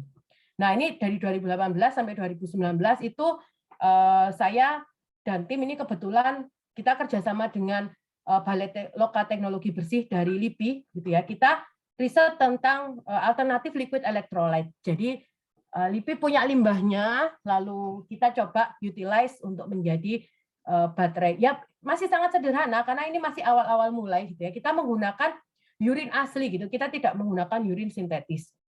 Nah, di tengah-tengah riset kita sudah mendapatkan hasil seperti kita pengen bikin paper based battery gitu ya. Dan rencananya akan dijadikan satu dengan biotoilet. LIPI punya biotoilet gitu ya. Kita mau embed di situ gitu. Nah, kita juga mendapatkan hasil kalau misal menggunakan urin dengan modified katoda yang kita modified itu bisa mengenerate power yang lebih besar. Ya memang skalanya masih mili karena itu kecil sekali. Nah, tapi di tengah perjalanan terjadi pandemi dan saya rasa mungkin ini saya hold dulu gitu. Tapi menarik bahwa idenya adalah kita harus mencari alternatif. Kalau misal kita mau tetap di liquid, kita harus mencari alternatif yang lain gitu ya daripada lithium gitu. Karena lithium source juga lama-kelamaan semakin berkurang dan kalau bisa kita berawal dari limbah. Nah, dari sini saya mulai mengarahkan penelitian kepada waste to energy utilization. Nah, selama pandemi gitu ya, ya tentu dengan segala keterbatasan saya memulai riset di waste to energy utilization setelah berhenti di urin karena terlalu bahaya menggunakan urin manusia asli selama pandemi gitu ya. Lalu di 2020 kita memanfaatkan fly ash gitu ya. Fly ash kita gunakan untuk solid electrolyte synthesis. Nah, selain itu kita juga karena kerjasama dengan PT Pertamina kita melakukan membuat katoda dari petroleum coke. Jadi kita membuat graphite dari petroleum coke yang itu limbah kilang gitu ya. Lalu kita sudah berhasil membuatnya di awal tahun ini. Gitu. Nah, sampai sekarang gitu ya masih berjalan adalah fly ash yang kita gunakan untuk solid electrolyte polimer, tapi saya mulai shifting dari lithium menuju ke source yang lain, yaitu ke sodium dan aluminium. Nah, diawali dari ide bahwa intermittent energy kita selalu menggunakan lithium ya saat itu, dan di mana lithium itu mahal, berbahaya, ya sodium masih berbahaya juga gitu ya, tapi lithium dia environmental unfriendly atau dia tidak bisa akur gitu ya dengan lingkungan. Maka kita mulai mengembangkan aluminium dan sodium ion battery yang kita gunakan sebagai solid polimer yang kita menggunakan fly ash dari local coal fire power plant, dan limbahnya kita gunakan sebagai water treatment agent. Jadi saya pinginnya kalau saya punya baterai, kalau baterai ini sudah tidak digunakan lagi, kita bisa gunakan untuk yang lain. Nah, ini kerjasama kami dengan Universitas Petronas di Malaysia, kita menggunakan baterai tersebut untuk water treatment. Nah, ya kira-kira bentuknya seperti ini. Untuk solid electrolyte-nya kita menggunakan kitosan dan mungkin bahan alam lain gitu yang di Indonesia itu melimpah sekali. Kita melakukan karakterisasi dan kita melakukan pengujian gitu ya di laboratorium kami. Nah, untuk utilization dari green coke sendiri berkaitan dengan kerjasama dengan PT Pertamina, di sini kita dapatkan limbah green coke ini, lalu kita olah, kita berhasil membuat grafit dengan suhu yang lebih rendah yaitu 1300 dengan menggunakan katalis. Nah, pada saat kita running baterai gitu ya di sini, maka kita mendapatkan performa yang tidak jauh berbeda. Ya memang masih di bawah, karena kan kalau grafit ini grafit komersial ya, grafit komersial ya memang dia pure grafit. Sementara kalau kita bikin sendiri pasti ada yang turbostratik gitu ya. Jadi performanya ya tidak mungkin lebih baik begitu ya bisa dikatakan, tapi dia minimal tidak jauh berbeda dengan grafit itu sendiri. Nah, mungkin sebelum mengakhiri presentasi ini, masih lama nggak? Sudah mau habis. Nah, mungkin sebelum mengakhiri dari presentasi ini, kalau dari saya ya, di sini sebenarnya next generation material dan battery itu apa sih? Saya ambil dari Nature di 2020 gitu ya. Di situ sudah disebutkan bahwa kita itu harus mencari novel battery electrode material gitu ya. Kita harus mencari terus gitu ya. Terutama di Indonesia kan sedang marak hilirisasi hilirisasi, lalu kita gunakan untuk mencari sumber-sumber baterai yang mungkin lebih murah, lebih ramah lingkungan, dan tentu bisa memanfaatkan potensi-potensi alam. Nah, moving away from traditional liquid electrolyte ke arah solid state battery ini persis seperti tujuan saya. Jadi saya ingin moving dari dari liquid electrolyte ke solid state battery, karena dari segi safety solid state battery lebih bagus daripada liquid ya. Tentu tergantung penyusunnya, tapi secara umum dia lebih tahan thermal dibandingkan dengan liquid. Nah, lalu di yang terakhir itu saya juga sepakat bahwa kita moving beyond lithium gitu ya, dan kami sudah melakukan dari 2017 bahwa kita sudah mulai beralih gitu ya, dari lithium mencari alternatif ion yang lain yang kita gunakan. Mungkin itu dari saya. Terima kasih Prof. Edi dan Bapak-Bapak, Ibu-Ibu yang lain. Baik, terima kasih Ibu Silvi yang sudah memaparkan materinya tentang baterai, luar biasa dari hasil penelitian yang sudah dilakukan ya, termasuk banyak kerjasama dengan lembaga lain, termasuk dengan Universitas UTP tadi ya. Saya lihat. Baik, kita lanjutkan dengan pertanyaan-pertanyaan. Ini ada banyak pertanyaan. Sangat banyak. Jadi kalau nggak bisa juga, boleh PR nggak ini? Oh ya boleh PR, nanti bisa disampaikan lewat sosmed. Ini sepertinya Prof, pesertanya ini lebih ahli nih dari saya. Ini saya cuma sharing pengalaman saja yang sudah kami lakukan. Ya, ini memang untuk tempat sharing ini. Baik, betul. Pertama dari Pak Dasri ya, ini ada 5 pertanyaan. Saya bacakan satu persatu aja. Yang pertama, apakah dalam riset baik skala lab ataupun produksi telah melakukan pengujian ketahanan baterai untuk aplikasi suhu dan tegangan tinggi dengan jangka waktu pakai cukup lama dari yang selama ini beredar di pasar? Kalau yang saya lakukan ini karena skala laboratorium begitu ya, karena kalau yang sudah beredar di pasar itu kan tentunya sudah melewati SNI dan lain sebagainya. Nah, kalau kami dari laboratorium sendiri itu biasanya kami cycle-nya paling cuma ratusan, itu sudah maksimum. Tapi ya sekali lagi karena itu skala laboratorium, kita bagaimana mendekatkan, kan pertanyaan bagaimana kita mendekatkan skala laboratorium dengan aplikasi yang sebenarnya, karena kan nggak mungkin kita running sampai ribuan, gantian alatnya Pak, kan di lab kan begitu biasanya. Nah, tentu kami melakukan eksperimen pembanding gitu ya. Kita tidak hanya satu kali eksperimen, tentu secara pengukuran saja kan kalau kita belajar untuk mengurangi random error ya kita melakukan minimal 3 kali pengukuran. Lalu kita melakukan eksperimen pembanding. Misal di satu tempat, kalau dulu di tempat saya itu biasanya selain kita running di kampus gitu ya, kita juga running di tempat lain gitu ya, kita ada kerjasamanya, hasilnya cocok enggak gitu kan. Nah, mungkin seperti itu Pak yang uji ketahanan yang kita lakukan itu seperti itu. Mungkin kalau dari sudut pandang saya uji ketahanan itu misal di suhu tinggi, berarti saya sudah running di suhu tinggi dengan berbagai metodologi kan seperti itu kalau dari sudut pandang saya. Baik, pertanyaan nomor 2, siapakah atau sumber dari manakah rasio elektrifikasi 2021? Oke. Dalam slide dari Setcap, apa ini valid? Ya Pak, terima kasih. Saya ambilnya dari website Setcap Pak. Monggo bisa dicek langsung ke Sekretariat Kabinet kan punya website resmi itu. Nah, kami ambilnya dari situ. Saya pas baca-baca itu biasanya kan saya ngambil itu dari laporan PLN atau laporan SDM kan seperti itu. Tapi saya lihat itu ada dan itu situsnya resmi, saya anggap itu sebagai sebuah hal yang valid. Tapi yang perlu saya tekankan sebenarnya bukan di angkanya Pak. Jadi di 2018 itu kalau tidak salah entah PLN atau SDM ya saya lupa itu sudah ngeluarin elektrifikasi kita tuh 96 atau 98% gitu ya. Sebenarnya kurangnya itu enggak banyak kalau kita rasionya 100 gitu ya. Yang perlu saya tekankan adalah kekurangan sebagian kecil ini ternyata ada di daerah-daerah yang memang terpencil, Pak.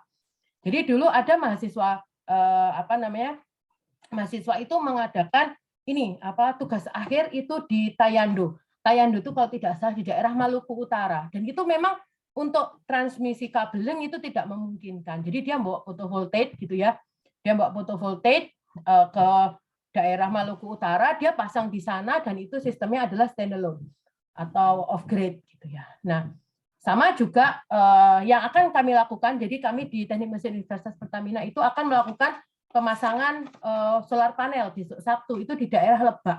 Daerah Lebak itu memang dekat gitu ya Pak dengan Jakarta, tapi di sana ada sebuah wilayah begitu ya, dia penerangannya itu masih gelap sekali gitu ya. Nah, lalu kami melihat di situ potensinya apa? Oh, potensinya karena di Lebak ya sinaran mataharinya itu banyak, maka insya Allah hari Sabtu nanti kita akan melakukan pemasangan fotovoltaik di daerah tersebut. Jadi mungkin kalau validnya saya rasa itu valid karena saya ambil dari Setcap, tapi poin saya itu bukan di angkanya, tapi delta kecilnya itu yang perlu kita perhatikan. Seperti itu. Baik. Semoga menjawab, Pak. Ya, sudah. Nomor 3, acuan Ibu dalam Outlook Energi masih data 2019. Apakah masih mengacu seperti Outlook 2020 sudah terbit data dari Dewan Energi Nasional?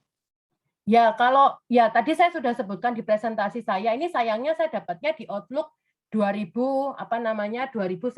Tapi kalau kita belajar lebih jauh dari misal kayak regresi linear begitu ya. Mungkin ada perbedaan di 2019 dan 2020 karena pandemi. Tapi forecasting itu biasanya dia kan nggak mungkin dari 1-2 tahun belakang gitu ya. Pasti dari ada 5-10 tahun ke belakang. Jadi saya rasa untuk sebagai acuan kita untuk background pengembangan energi rasanya masih cukup relevan seperti itu. Baik, pertanyaan nomor 4. Menurut Ibu Silvi, manakah baterai yang layak atau perform dipergunakan, pakai basah atau kering? Baterai basah atau kering gitu ya? Ya. Oke, gini mungkin kita kembali ke pengertian dulu. Nah, baterai basah atau baterai kering ini sendiri kan sebenarnya masalah komponen ya, Pak. Masalah komponennya beda gitu ya. Dua-duanya sama-sama baterai gitu ya. Kalau performanya seperti ini, kalau saya tidak mengetahui komponennya itu apa, saya akan ragu-ragu menjawab mana yang lebih baik. Jadi mau baterai kering, baterai basah itu sebenarnya tergantung daripada komponen penyusunnya. Dari anodanya apa, katodanya apa, elektrolitnya apa kan begitu ya. Nah, pada saat kita sudah ketemu, nah baru kita bisa komentar mana yang lebih mana yang lebih baik atau enggak. Nah, lalu ke pertanyaan bagaimana membedakan baterai yang plug-in dan hybrid. Oke. Ini mungkin maksudnya yang plug-in atau hybrid itu bukan baterainya mungkin ya Pak Prof. Edi ya. Yang plug-in atau hybrid itu mobilnya sebenarnya kan. Mobilnya ya. Nah, jadi kalau kita berbicara tentang electric vehicle ada PHEV, plug-in hybrid electric vehicle atau electric vehicle saja. Nah, itu secara mekanisme berbeda. Itu mobilnya sebenarnya. Nah, kalau mau lebih advance lagi, mungkin ya memang 100% baterai yang sudah nggak hybrid lagi, jadi sudah 100% baterai.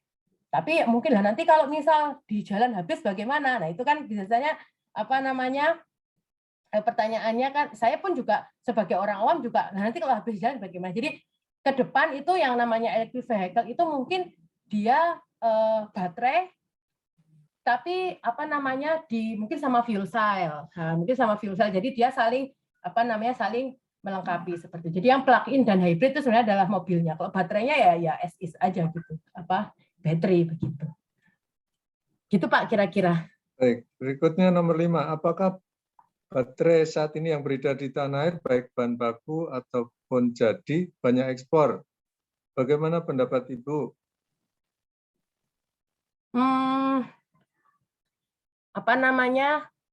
Maksudnya ekspor itu maksudnya kita bikin baterai lalu diekspor begitu atau Iya, impor? nih, sepertinya nih, Impor pertanyaannya ya? sepertinya seperti itu. mungkin impor atau ekspor. Iya. Kalau saya tidak di kapasitas ke kebijakan ekspor impor karena saya tuh nggak terlalu paham gitu ya dengan kebijakan tentang ekspor impor, tapi selama itu menguntungkan negara ya nggak masalah gitu sih dari saya Pak. Nah, masalah menguntungkan apa enggak itu saya nggak tahu gitu kan. Gitu. Baik. Berikutnya dari Pak Haris Ontowiryo. Adakah semacam sumber informasi yang bisa dijadikan acuan dalam hal daftar teknologi baterai sampai dengan current technology atau leading edge? Atau yang paling up to date, semacam survei paper tapi yang lebih dinamik seperti berupa situs tertentu? Oh, baik. Ini masalah sumber ya, ini masalah sumber. Ya, referensi. Kalau referensi sih saya biasanya kalau untuk riset yang saya lakukan sekarang begitu ya, itu ya saya ke paper-paper yang tentu ya kalau misal ngomongin Q ya minimal Q1 lah ya untuk dijadikan sebagai sumber acuan gitu ya. Nah, tentu masing-masing orang ya beda-beda gitu ya caranya kan masalahnya kalau misal ini tidak hanya masalah sepertinya masalah umum ya kita di Indonesia mungkin untuk download SendDirect saja susah gitu. Saya kadang sering minta tolong Pak, ini ada rekan dari Taiwan gitu ya, saya minta tolong ini tolong downloadin. Nah mungkin itu, tapi by default bagaimana mendapatkan perkembangan teknologi yang paling bagus ya saya mau tidak mau ya harus dari paper gitu ya, harus dari jurnal atau jurnal review yang mungkin kekinian yang dekat-dekat dengan tahun kita eksperimen begitu. Nah, sumbernya dari mana? Saya biasanya kalau nyari sumber ya dari sumber Q1 kan kita juga bisa cek ya jurnal Q1 itu apa aja begitu ya. Nah, jurnal Q1 itu ada apa aja. Nah, kita bisa refer ke situ karena mereka juga sudah melalui proses peer review ya rasanya mungkin ya para ahli juga ya yang mereview seperti itu. Baik, berikutnya dari Pak Gunawan Cahyadi. Apa memang ada beda struktur bagian-bagian dan proses internal sebuah baterai untuk berbagai aplikasi, suhu, tegangan tinggi, EV, dan lain-lain? Terima kasih pertanyaannya. Kalau secara struktur, baterai itu strukturnya itu ya hanya anoda, katoda, elektrolit begitu ya. Kalau dia liquid ada separator. Kalau kita ngomongin struktur sih sebenarnya strukturnya itu sama. Nah, biasanya yang dimodifikasi itu kita bisa modifikasi anodanya, kita bisa modifikasi katodanya, itu yang dimodifikasi sebenarnya itu. Tapi kalau kita berbicara tentang struktur baterai, secara umum baterai hanya anoda, katoda, dan elektrolit seperti itu. Baik, berikutnya dari Pak Haris Ontowiro lagi. Bagaimana pandangan Ibu tentang teknologi baterai ciptaan Profesor Sudue? Mungkin Profesor Kimia MIT, beliau itu, maaf kalau salah, pokoknya kayaknya dia dosen. Iya, iya, iya, iya.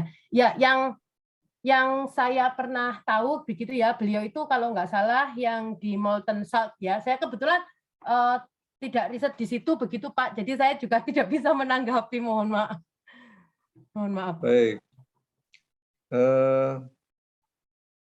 Berikutnya dari Pak Gunawan Cahyadi lagi nih, tolong dielaborasi hal-hal apa saja yang bisa menyebabkan gejala thermal runaway sebuah baterai.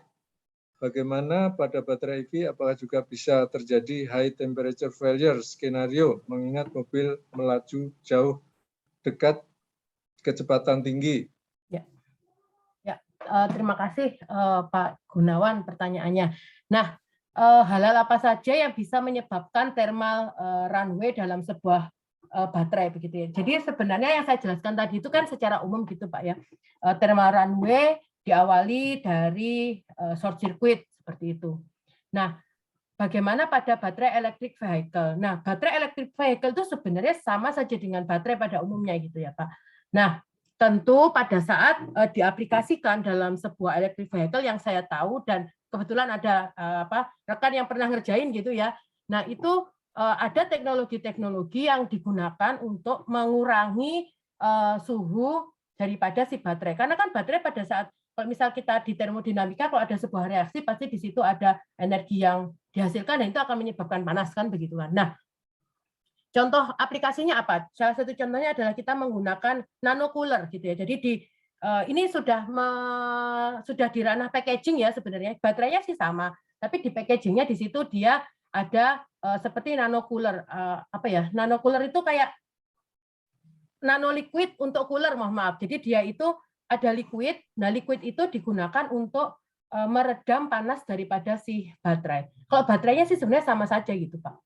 Nah, tapi di packaging teknologi itu apa namanya juga bisa digunakan sebagai salah satu cara untuk mengurangi thermal failure. Nah, salah satu acuan saya pada saat saya membuat US patent itu adalah ada sebuah packaging baterai gitu ya. Nah, kebetulan pada saat itu kalau tidak salah yang saya ambil case-nya adalah silinder. Nah, di silinder baterai tersebut, karena tadi saya sudah jelaskan pada saat reaksi baterai itu di situ ada gas yang terbit gitu, apa gas yang dihasilkan. Nah, secara logika apabila ada sebuah benda lalu di dalamnya ada gas yang berlebihan, maka dia lama-kelamaan akan meledak. Nah, di paper yang saya baca, termasuk packaging itu juga teknologi di dalam packaging sebuah baterai itu sangat diperlukan. Jadi dia punya venting gitu ya, pada saat gasnya besar dia punya venting. Itu kebetulan saya pernah baca gitu ya, itu bisa mengurangi failure daripada baterai. Tapi kalau apa namanya gas yang di dalam baterai ya itu sesuatu yang tidak bisa dihindari. Yang bisa kita lakukan adalah bagaimana caranya kita mengurangi. Lalu yang kedua melakukan packaging yang baik packaging baterainya maupun kan tadi di depan saya sudah kasih lihat ya, kalau di mobil itu ada satu sel lalu dia ada berbagai macam sel. Satu sel dengan sel yang lain ya nggak menutup kemungkinan nulari gitu kan panasnya. Nah, itu ada teknologi yang namanya nano liquid cooler, salah satunya yang saya tahu Pak. Begitu kira-kira Prof. Baik, berikutnya dari Pak Haris Ontowiro lagi, ini pertanyaannya banyak. Banyak banget. Sebagai peneliti di bidang baterai, apa usulan Ibu yang konkret atau mungkin berupa ciptaan atau penemuan tentang baterai untuk aplikasi sistem tenaga, power grid, dan aplikasi EV, mobil listrik terkait Indonesia, katanya akan terjun ke industri baterai. Oke, saya coba mencerna pertanyaannya, Pak. Ya, mungkin arahnya adalah kira-kira apa yang sudah saya lakukan, mungkin begitu ya Pak ya, yang sudah saya lakukan untuk mendukung apa namanya si baterai tersebut. Jadi kalau dari sisi riset, memang riset saya ini, ya namanya riset kan pasti kita nggak, kalau dalam pemahaman saya pada saat saya melakukan riset, saya akan melakukan satu riset tapi mendalam begitu ya. Nah, kalau untuk dilakukan ke sistem grade itu mungkin adalah next step gitu ya. Artinya saya produksi baterai, lalu baterai tersebut dicobakan ke grid sistem, ke power. Karena kalau sudah ke power grid itu kan skalanya sudah skala menengah ke atas ya, seperti apa namanya di photovoltaik gitu ya. Nah, sementara yang saya gunakan saat ini adalah dia masih skala menengah. Nah, tapi ya nggak apa-apa. Dari situ yang sudah saya lakukan ya tentu saya berusaha gitu ya untuk mengurangi resiko thermal dan resiko voltage. Dan itu juga menurut saya sudah konkret gitu ya, karena sudah dipatenkan dan sudah dipublikasikan. Dan itu saya sebagai peneliti melihatnya yaitu bisa diaplikasikan. Dan sampai sekarang pun riset tersebut juga masih berjalan seperti itu. Baik, berikutnya pertanyaan dari Pak Wildan Suryawijaya. Selamat sore, mohon maaf izin bertanya Bu Sylvie. Pada penerapan renewable energy, baterai berperan penting dalam suplai dan penerapan energi yang tentu saja beroperasi secara kontinu dengan beban yang bervariasi. Yang ingin saya tanyakan, satu, bagaimana cara kita mengatur dari manajemen storage system pada baterai dengan sistem off-grid? Ya, satu persatu, Bu. Oh, baik. Bagaimana cara kita mengatur dari manajemen storage system yang pada baterai?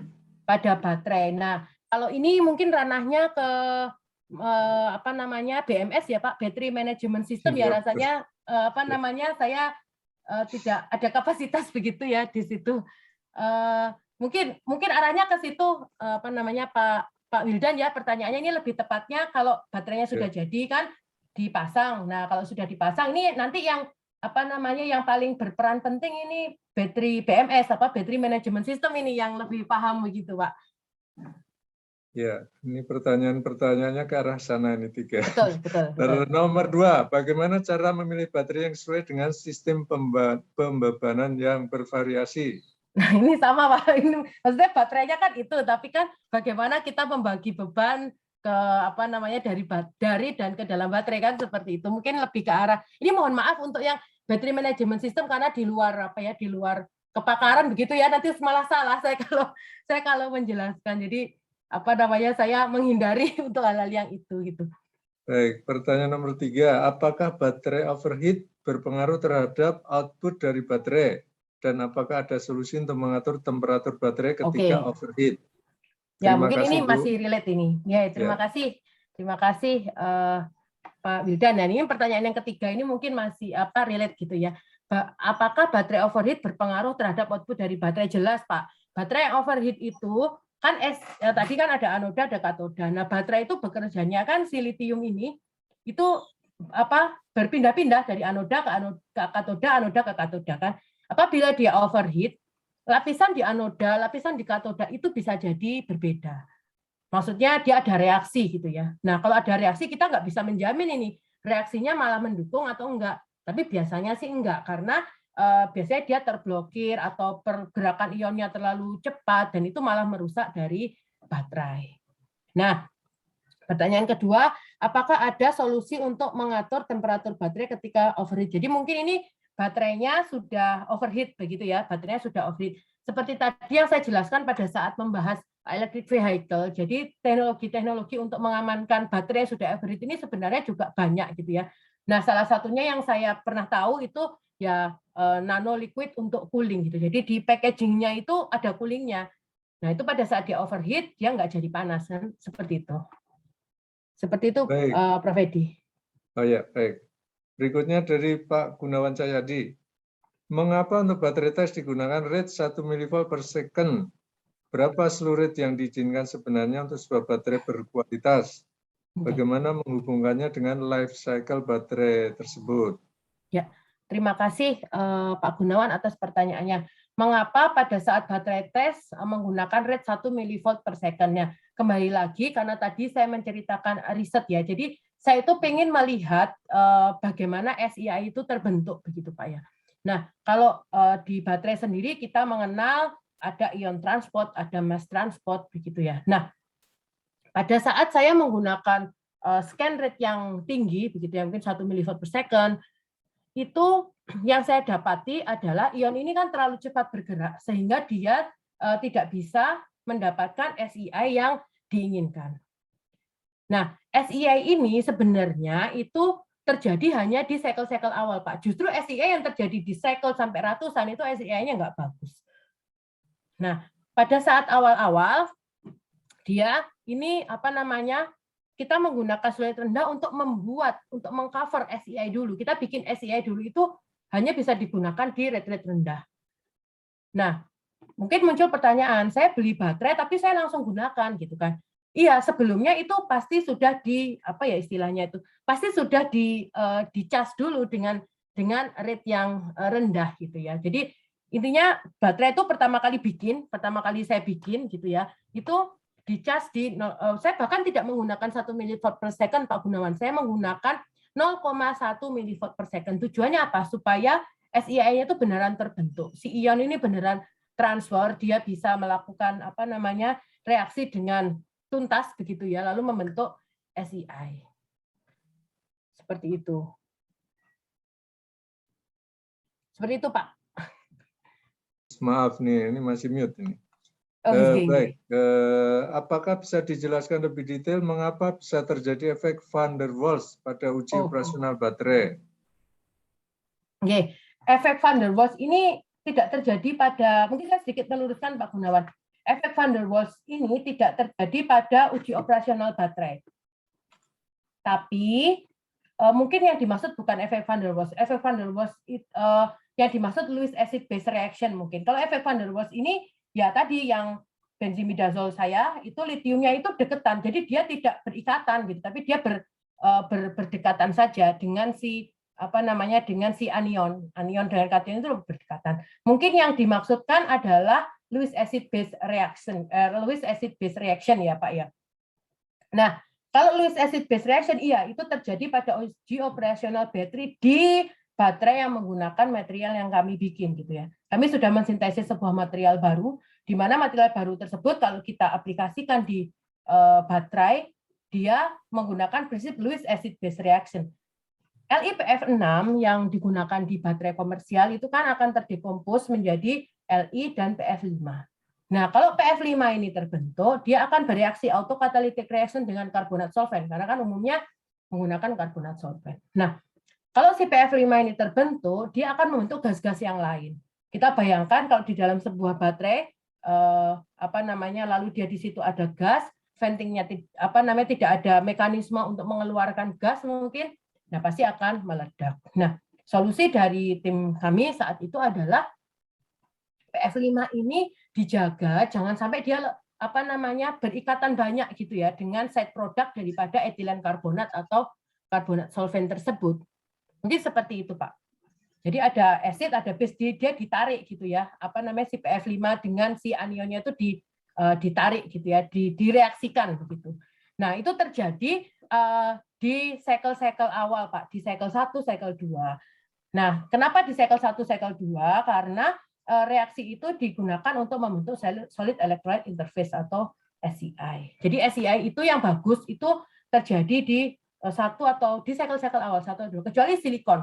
Kalau kita menggunakan silikon di anoda kita, maka SEI itu akan banyak banget karena silikon kan bisa mengempis kan begitu ya.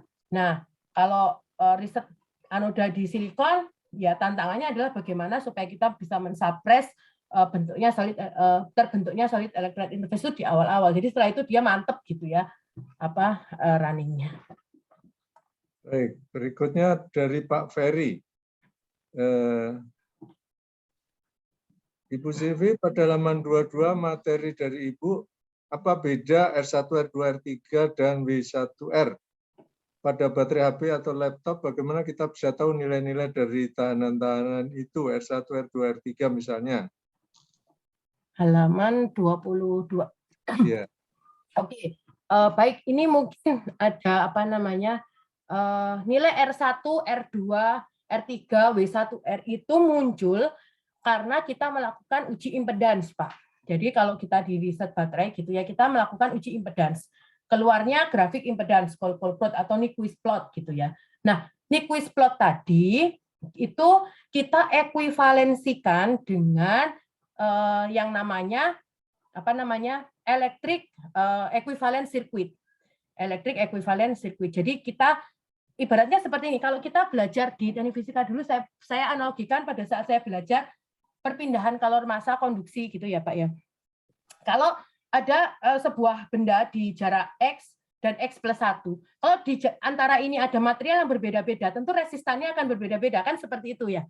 Mungkin saya coba menganalogikan ke arah yang kita satu frekuensi gitu ya. Nah, sama di impedans itu juga seperti itu, Pak. R1 berarti dia melewati lapisan pertama, R2 lapisan kedua, R3 lapisan ketiga. Sama dengan kayak kita ngitung conduction rate seperti itu.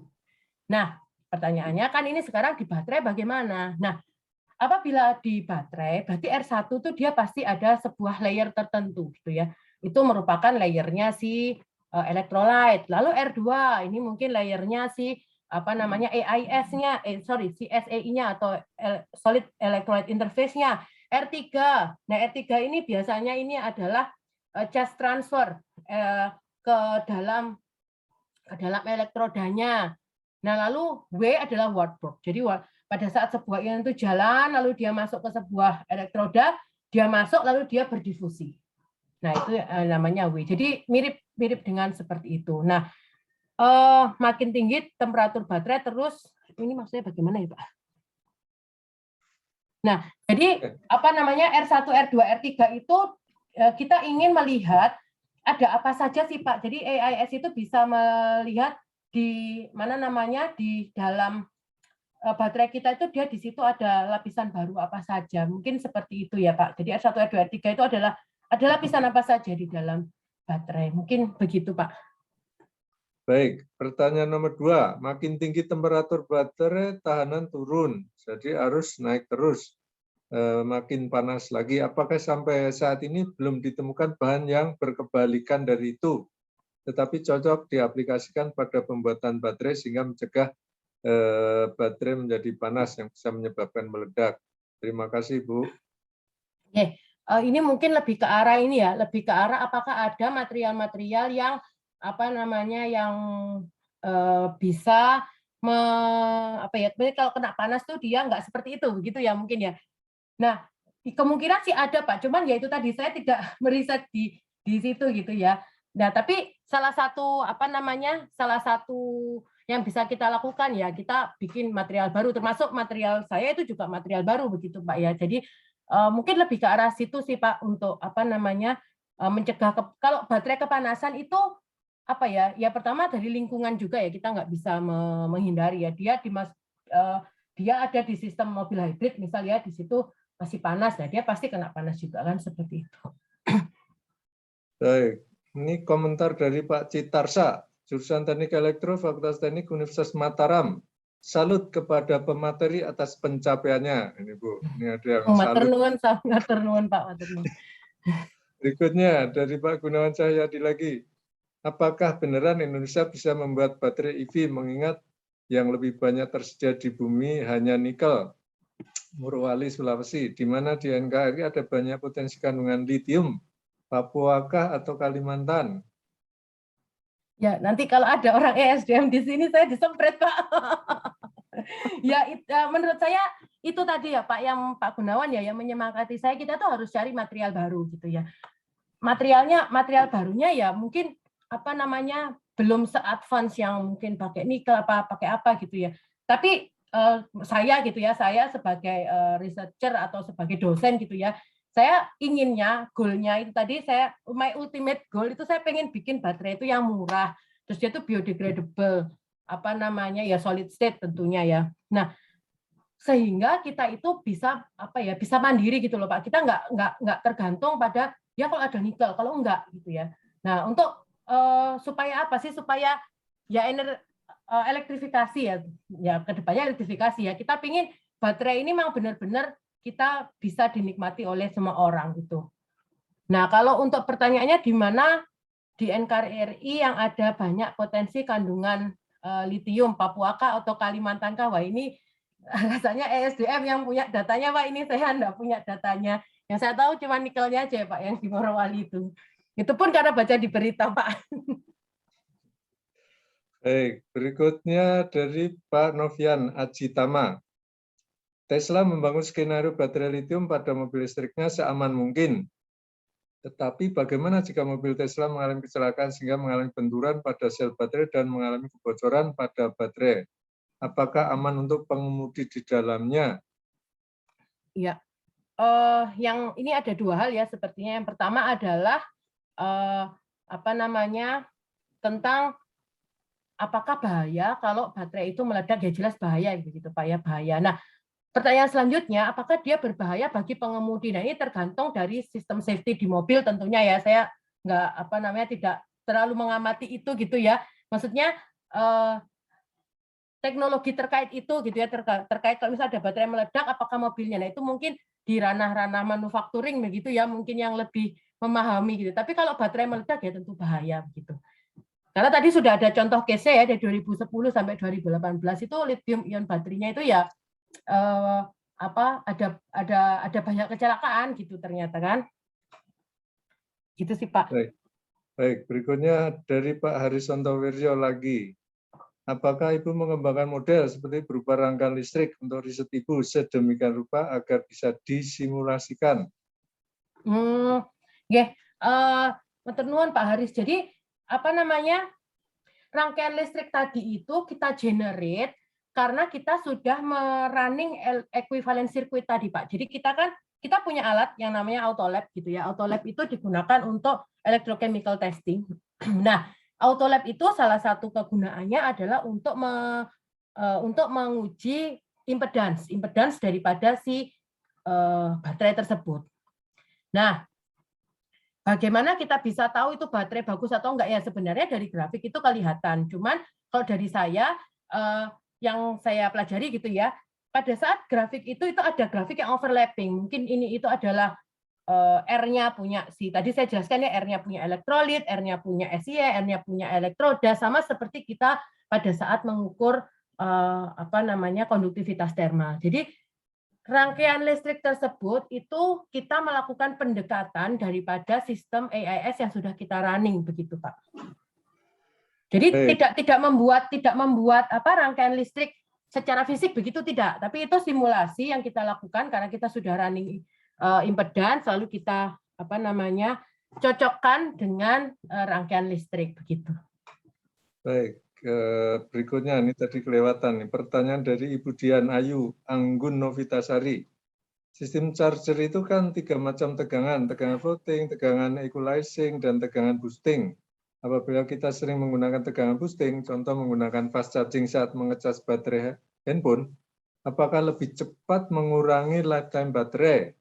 Untuk mengurangi risiko tersebut, solusi yang dapat dilakukan apa? Ya, terima kasih pertanyaannya Bu Dian. Nah, kalau kita menggunakan fast charging ini, saya tanya kembali, baterainya support fast charging nggak dia? Kan itu kan. Jadi baterai fast charging itu ya dia memang dirancang untuk menerima arus dalam jumlah besar. Karena sebenarnya fast charging itu kita kasih arus besar kan gitu kan. Nah, dia baterainya ini mampu nggak kan gitu kan. Baterainya ini mampu nggak untuk untuk dia digunakan ke fast charging begitu ya. Itu dulu sih sebenarnya pertanyaannya. Jadi sebelum kita melakukan fast charging ya kita lihat dulu baterainya ini baterai ini sebenarnya baterai untuk fast charging apa tidak gitu. Kalau tidak ya tentu tidak aman begitu ya, dan pasti mengurangi lifetime daripada baterai gitu. Nah, ya itu salah satu cara untuk mengurangi resiko ya, kita harus pastikan dulu ini beneran baterai fast charging apa enggak. Lalu yang kedua ya dari sisi keamanan ya, dari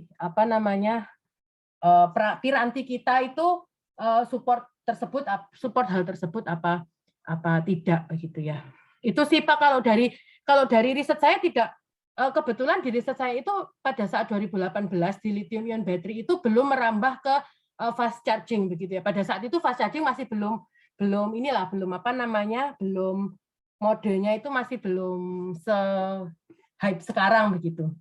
Tapi pada prinsipnya kalau misal baterai yang dirancang fast charging itu berbeda gitu ya, dengan baterai yang biasa saja gitu. Nah, itu tentu akan berpengaruh pada performa daripada si baterai. Begitu sih hemat saya, Pak. Pendek pengetahuan saya sih harusnya berbahaya gitu ya. Baik, berikutnya dari Pak Bambang Rustianto, BPPT. Tadi di awal dikatakan baterainya biodegradable. Bagaimana membuktikan klaim tersebut? Ya. Apakah sudah diuji bahwa limbah baterai tersebut bisa terurai? atau Terima kasih. biodegradable. Betul. Terima kasih Pak Bambang. Jadi seperti yang saya jelaskan tadi, di riset yang terakhir ini merupakan kerjasama kami dengan Petronas, begitu Pak ya. Jadi di Petronas itu kami bikin baterainya, lalu baterai kami diujikan di sana, gitu ya. Nah, biodegradable di sini yang sampai saat ini, karena ini merupakan riset panjang gitu ya Pak. Untuk sampai saat ini paling tidak baterai tersebut itu dapat digunakan sebagai water treatment dulu. Mengapa bisa digunakan menggunakan water treatment? Saya nggak mungkin menggunakan lithium hexafosfate, tidak mungkin. Nah, yang saya gunakan adalah garam-garam yang memang dia ramah terhadap lingkungan. Contohnya, misal sodium asetat. Sodium asetat itu nggak banyak digunakan di baterai gitu ya Pak. Tapi tinggal bagaimana cara kita untuk mengenhance performance daripada sodium asetat tersebut misal. Nah, itu salah satu yang ingin kita kejar. Jadi kita menggunakan garam-garam yang memang dia itu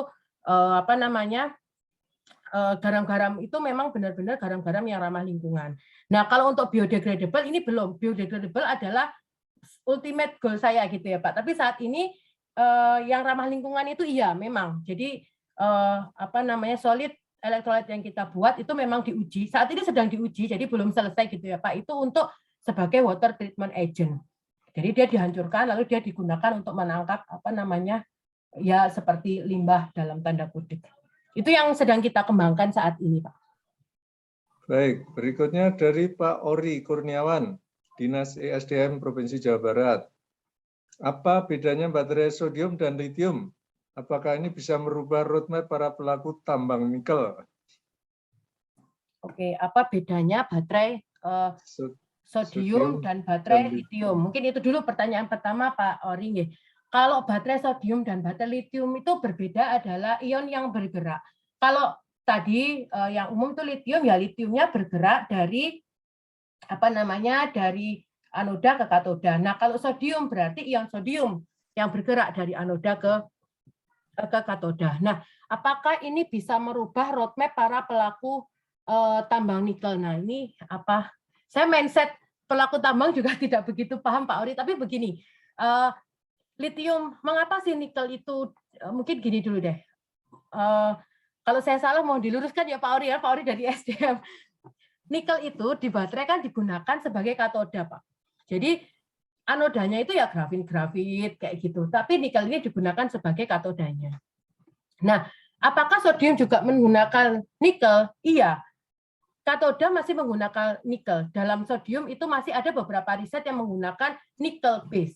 Na-Ni. Nah, itu masih menggunakan. Nah, rasanya saya kurang paham kalau dari sudut pandang roadmap tambang seperti apa. Tapi kalau dari sisi aplikasi baterai, ya sebenarnya dua-duanya ini paralel. Dan memang sodium dan lithium ini berdekatan begitu, Pak. Cara kerjanya sama, perilaku ionnya sama, radius ionnya yang berbeda begitu ya. Nah, itu yang membuat tantangan riset itu karena kalau lithium itu kecil, kalau sodium lebih besar, nah itu yang menjadi tantangannya di situ. Seperti itu mungkin Pak Ori. Baik, berikutnya dari Pak Imam Adi Prastyo. Izin bertanya, apa tantangan dan peluang dari pengembangan riset yang dilakukan oleh Ibu untuk era energi baru terbarukan ke depannya? Terima kasih Pak Imam. Tantangan dan peluang dari pengembangan riset dulu ya. Mungkin ini jadi curhat gitu Pak ya. Jadi kalau tantangan tentu dari sisi sumber daya begitu Pak ya, baik sumber daya peralatan, sumber daya pendanaan begitu ya. Nah, itu untuk di Indonesia kan ya. Nah, itu mungkin tantangan yang pertama karena untuk riset baterai sendiri lithium ya, karena saya pengalaman di lithium, untuk riset baterai lithium itu tidak murah begitu ya.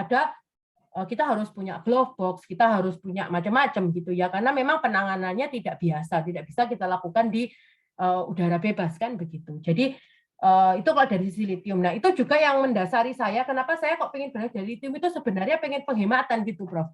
Jadi bagaimana caranya saya itu tetap bisa riset jalan bagus tanpa mengurangi esensi dari si risetnya itu begitu. Nah, makanya tadi low cost yang murah. Nah, itu tantangannya. Jadi tantangan di riset baterai itu ya bagaimana kita bisa deal dengan pendanaan. Kalau di lithium ya memang mahal gitu ya, lithium memang mahal. Lalu peluang dari pengembangan riset. Nah, kalau ngomongin peluang ini saya senang gitu. Sebenarnya kalau kita di Indonesia itu ya, anggaplah misal saya di Blitar gitu ya, saya dari Blitar, saya melihat apa ya yang bisa kita manfaatkan gitu. Nah, baterai sendiri itu sebenarnya bisa kita bangun dari sumber daya kita yang ada, dan saya sudah melakukan itu gitu ya. Jadi kita punya bahan baku pati yang sangat banyak. Mungkin di sini ada Bapak Ibu yang riset di area perpatian ya. Area perpatian itu juga bisa kita manfaatkan.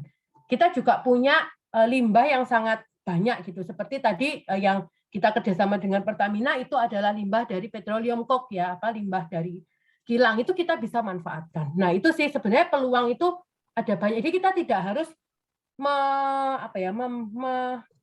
membuat atau membeli barang yang sangat sophisticated. Ya, mungkin tantangannya adalah bagaimana kita mengutilize itu kan.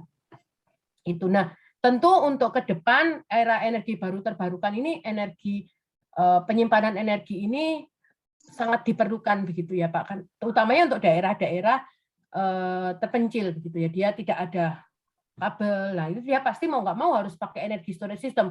Nggak hanya baterai, energi storage system itu tidak hanya baterai hanya salah satu saja ya. Apa keunggulan yang ada di sana ya kita manfaatkan seperti itu.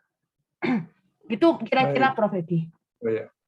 Dari Pak Rio, dari sudut pandang proses produksi baterai, material apa, teknologi apa, atau komponen apa yang mempengaruhi umur baterai? Terima kasih. Oke, terima kasih Pak Rio. Nah, ini agak gimana ya menjawabnya ya? Karena begini, proses produksi baterai itu satu cerita sendiri. Material apa ini satu cerita sendiri, teknologi ini satu cerita sendiri. Nah, yang jelas kalau dari saya highlight tidak ada sebuah material yang super yang super bisa segalanya begitu ya. Nah, kalau urusannya dengan mempengaruhi umur baterai, tentu segala pemilihan komponen itu memiliki plus dan minus gitu ya. Kalau ini dalam hal baterai ya. Kalau dalam hal baterai yang bisa kita ambil contoh adalah ya mungkin dari riset saya tadi deh, nggak usah jauh-jauh. Yang tadi saya memanfaatkan petroleum coke itu kan kalau dilihat kan lama-kelamaan baterainya tuh discharge-nya semakin ke kiri ya, yang tadi 120 menjadi semakin ke kiri, semakin ke kiri, semakin ke kiri. Nah, itu kan masalah gitu ya. Maksudnya kan kita pengennya ya misal dia discharge-nya itu di 120 ya 120 terus, tapi kan nggak mungkin gitu ya. Nah, pasti dia kalau di termodinamika ya pasti ada entropi gitu ya. Nah, di situ bagaimana kita bagaimana kita mencoba mempertahankan dia di kondisi awal. Salah satunya adalah dengan memanipulasi materialnya. Nah, kalau untuk material apa ya ini mungkin beda peneliti, beda material gitu ya. Kalau ke saya gitu ya tentu material yang sudah kami sintesis gitu ya, dia bisa memperpanjang umur baterai karena sebab yang sudah dijelaskan tadi. Begitu sih Pak. Baik, lanjutannya ini. Kemudian terkait rangkaian skematik modul elektronik pengaman baterai, apakah mempengaruhi umur suatu baterai? Rangkaian skematik elektronik pengaman apakah mempengaruhi umur baterai? Oh, jelas Pak. Jelas. Mungkin ini bagi Bapak Ibu yang riset di BMS kembali ya pasti itu berpengaruh. Misal kalau ini yang dimaksudkan adalah pada saat ininya kan ya Pak, pada saat skematik perangkaian baterai ya kan? Ya, Oke, Prof. Ya, berarti pada saat di baterai BMS-nya itu ya pasti berpengaruh. Kalau misal dia bagi charging-nya itu terlalu besar atau arusnya terlalu besar ya pasti umur baterainya nggak lama karena dia overcharging lalu dia overheating, tidak bisa dipakai kan begitu saja. Nah, kalau pertanyaan yang kedua, faktor apa saja yang mempengaruhi umur dari baterai? Kalau dari sudut pandang riset saya gitu ya, yang mempengaruhi umur baterai ini saya kaitkan dengan keamanan baterai begitu ya. Dan itu adalah temperatur dan voltage gitu ya. Itu merupakan dua hal yang menurut saya sebelum ada fast charging itu merupakan hal yang sangat signifikan mempengaruhi umur daripada baterai. Sampun Pak. Ya, berikutnya dari Pak Rian Firmansyah. Izin bertanya, Bu, untuk semua jenis baterai rechargeable, bila kondisi recharge cycle sudah terpakai maksimal dan terjadi drop pada baterai cepat habis, apakah yang terjadi pada ion dan bahan pembentuknya? Dan kenapa bisa terjadi? Dan pada eksperimen yang Ibu lakukan, apakah juga terjadi hal yang sama? Oke, menarik pertanyaannya Mas Rian ya. Iya Mas, tadi 120 turun lama-lama cepat ngedrop juga gitu kan. Nah kenapa gitu ya? Kenapa kok itu bisa terjadi kan itu? Jadi kalau kita gampangannya ngomong gitu ya. Awal kata litium itu kan awalnya ada di katoda, lalu dia ke anoda begitu ya. Awalnya dia berangkat 100, ya kan? Nemplok dia di anoda. Balik lagi kan dia ke katoda discharge begitu kan. Apakah baliknya itu 100? Efisiensinya nggak mungkin 100%. Efisiensinya pasti berkurang. 99, di atas 96 biasanya masih bagus itu kan. Seperti itu terus Mas, berkurang, tambah kurang. Gitu. Nah itu yang menyebabkan yang kalau bisa dibilang ngedrop tadi, sebenarnya ion yang mengalir itu sudah nggak 100 lagi gitu ya. Sudah tinggal mungkin efisiensinya sudah berkurang. Ya sama. Dan itu ya memang sebuah keniscayaan ya, efisiensi kan nggak 100% begitu ya. Itu salah satunya karena ionnya tadi pada saat balik udah nggak 100 lagi gitu Mas. Itu gampangan yang ngomong itu seperti itu. Baik, berikutnya ini ada salam nih dari Pak atau Bu Kusnul. Selamat sore Busil, salam dari Profesor Fuming Wang dan Junior Busil. Oh iya, ini Bu Kusnul ini rekan saya di lab Pak. Oh gitu ya, oke. Waalaikumsalam warahmatullahi wabarakatuh. Profesor Fuming Wang itu profesor saya saat studi S3. Baik, berikutnya dari Pak Ferry. Izin bertanya lagi Ibu Sylvia, kami sebagai orang awam bidang baterai, apakah benar ujung-ujungnya teknologi semua baterai itu tergantung pada perkembangan teknologi material science atau bidang yang dekat-dekat dengan bidang itu? Terima kasih Bu. Oh, matur nuwun Pak Ferry. Ya, karena saya beririsannya dengan material begitu ya, mungkin saya akan jawab iya begitu ya Pak. Jadi kalau dari sisi riset saya, karena memang dekat sekali dengan material science ya, jadi ya itu tadi Pak, alhamdulillah saya itu belajar di teknik fisika, jadi saya belajar hal-hal yang campur-campur. Awalnya itu saya bingung gitu. Jadi saya itu sebenarnya itu masuk ranah mana? Pas penyetaraan ijazah aja saya bingung, Prof Edi. Ibu ini masuk mana? Kimia bukan, sipil bukan, mesin bukan. Jadi ibu ini masuk saya. Jadi saya tuh cuman masuk rumpun ilmu teknik begitu. Nah, tapi ada kebetulan di riset saya itu berdekatan memang dengan pengembangan material baru. Nah, kalau mungkin pertanyaan ini ditujukan ke saya begitu ya, apakah benar ujung-ujungnya teknologi semua baterai itu bergantung pada perkembangan teknologi material sains? Kalau dari sudut pandang riset saya iya gitu ya, karena perkembangan material itu sangat cepat sekali. Bahkan mungkin dulu 10 tahun yang lalu mungkin kami masih menggunakan lithium cobalt oxide gitu ya di lab. Sekarang sudah nggak ada yang pakai lithium cobalt oxide. Sekarang mungkin sudah pakai LMNO dan teman-temannya gitu ya. Nah, tapi mungkin akan berbeda jawabannya kalau misal nanti bertanya ke mungkin teknik mesin begitu ya. Mungkin berbeda lagi jawab. Jadi kalau pertanyaan ini memang ditujukan spesifik ke riset saya, iya gitu. Saya jawab perkembangan material di baterai itu sangat cepat sekali begitu, Pak. Baik, berikutnya dari Pak Tanjung Pasaribu. Kira-kira apa alasannya Ibu kerjasama riset dengan Malaysia? Kenapa bukan dengan Cina? Apakah mereka sudah pengalaman terkait baterai? Takut buang energi dan waktu. Terima kasih.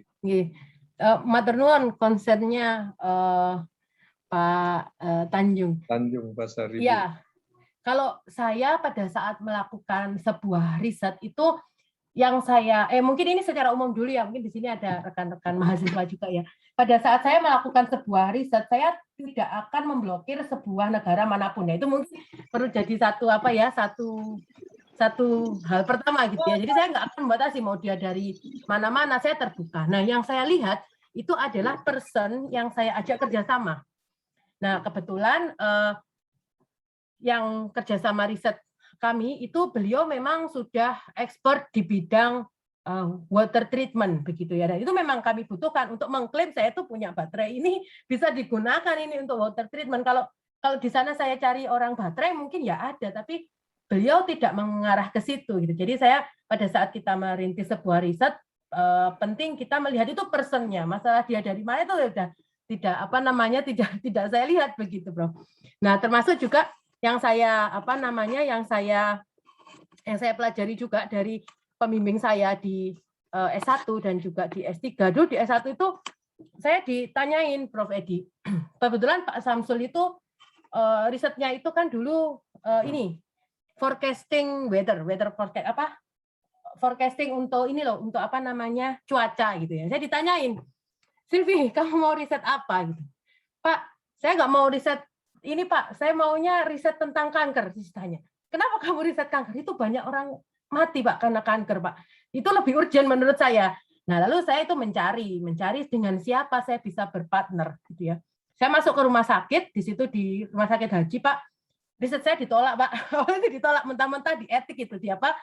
Kalau kita riset di kesehatan kita pasti melewati yang namanya ini ya sidang etik ya, dengan di situ saya itu masih ingat ada sekitar 10 dokter, ada saya, ada Pak Samsul dan ada Pak Andi pembimbing saya. Ditolak Pak.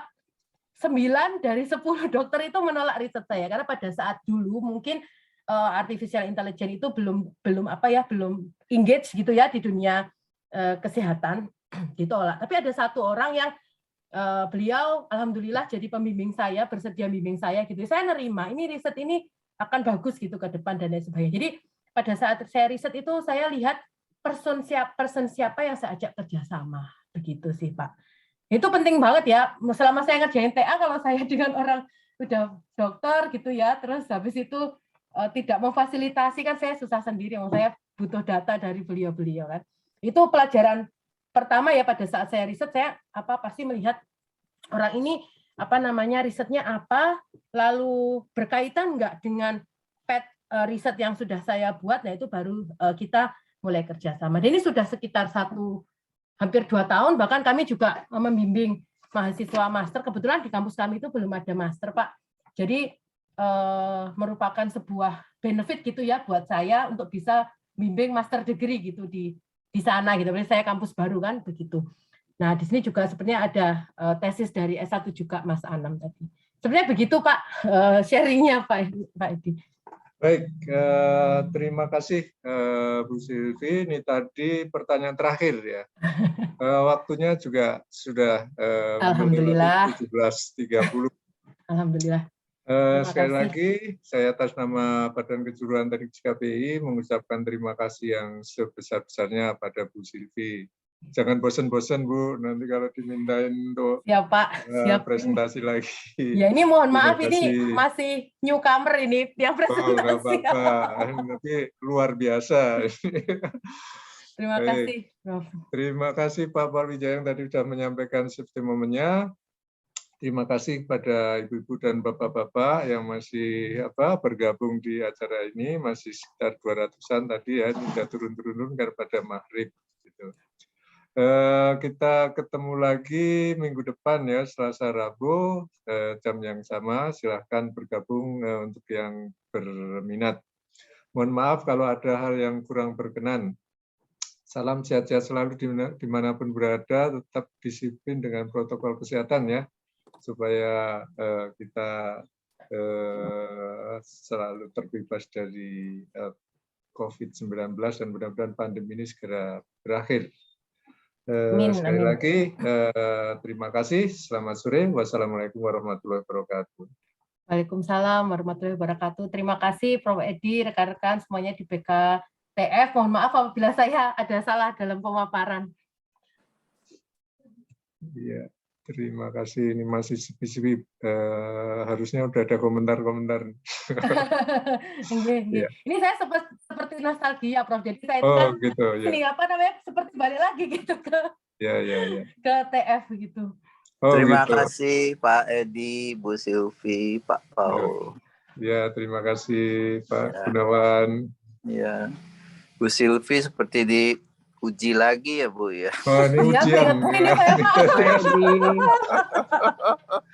Malum ya Bu. Ya, yang Banyak. uji Pak Gunawan, soalnya Aduh banyak. enggak Pak. Banyak para profesornya ya Bu. Iya, mohon maaf apabila jawabannya ini kurang nendang gitu ya. Saya juga masih Enggak belajar. Bu. Kita sama-sama belajar kok Bu. Terima kasih Iya. apa namanya Sukses sharingnya. selalu ya Bu.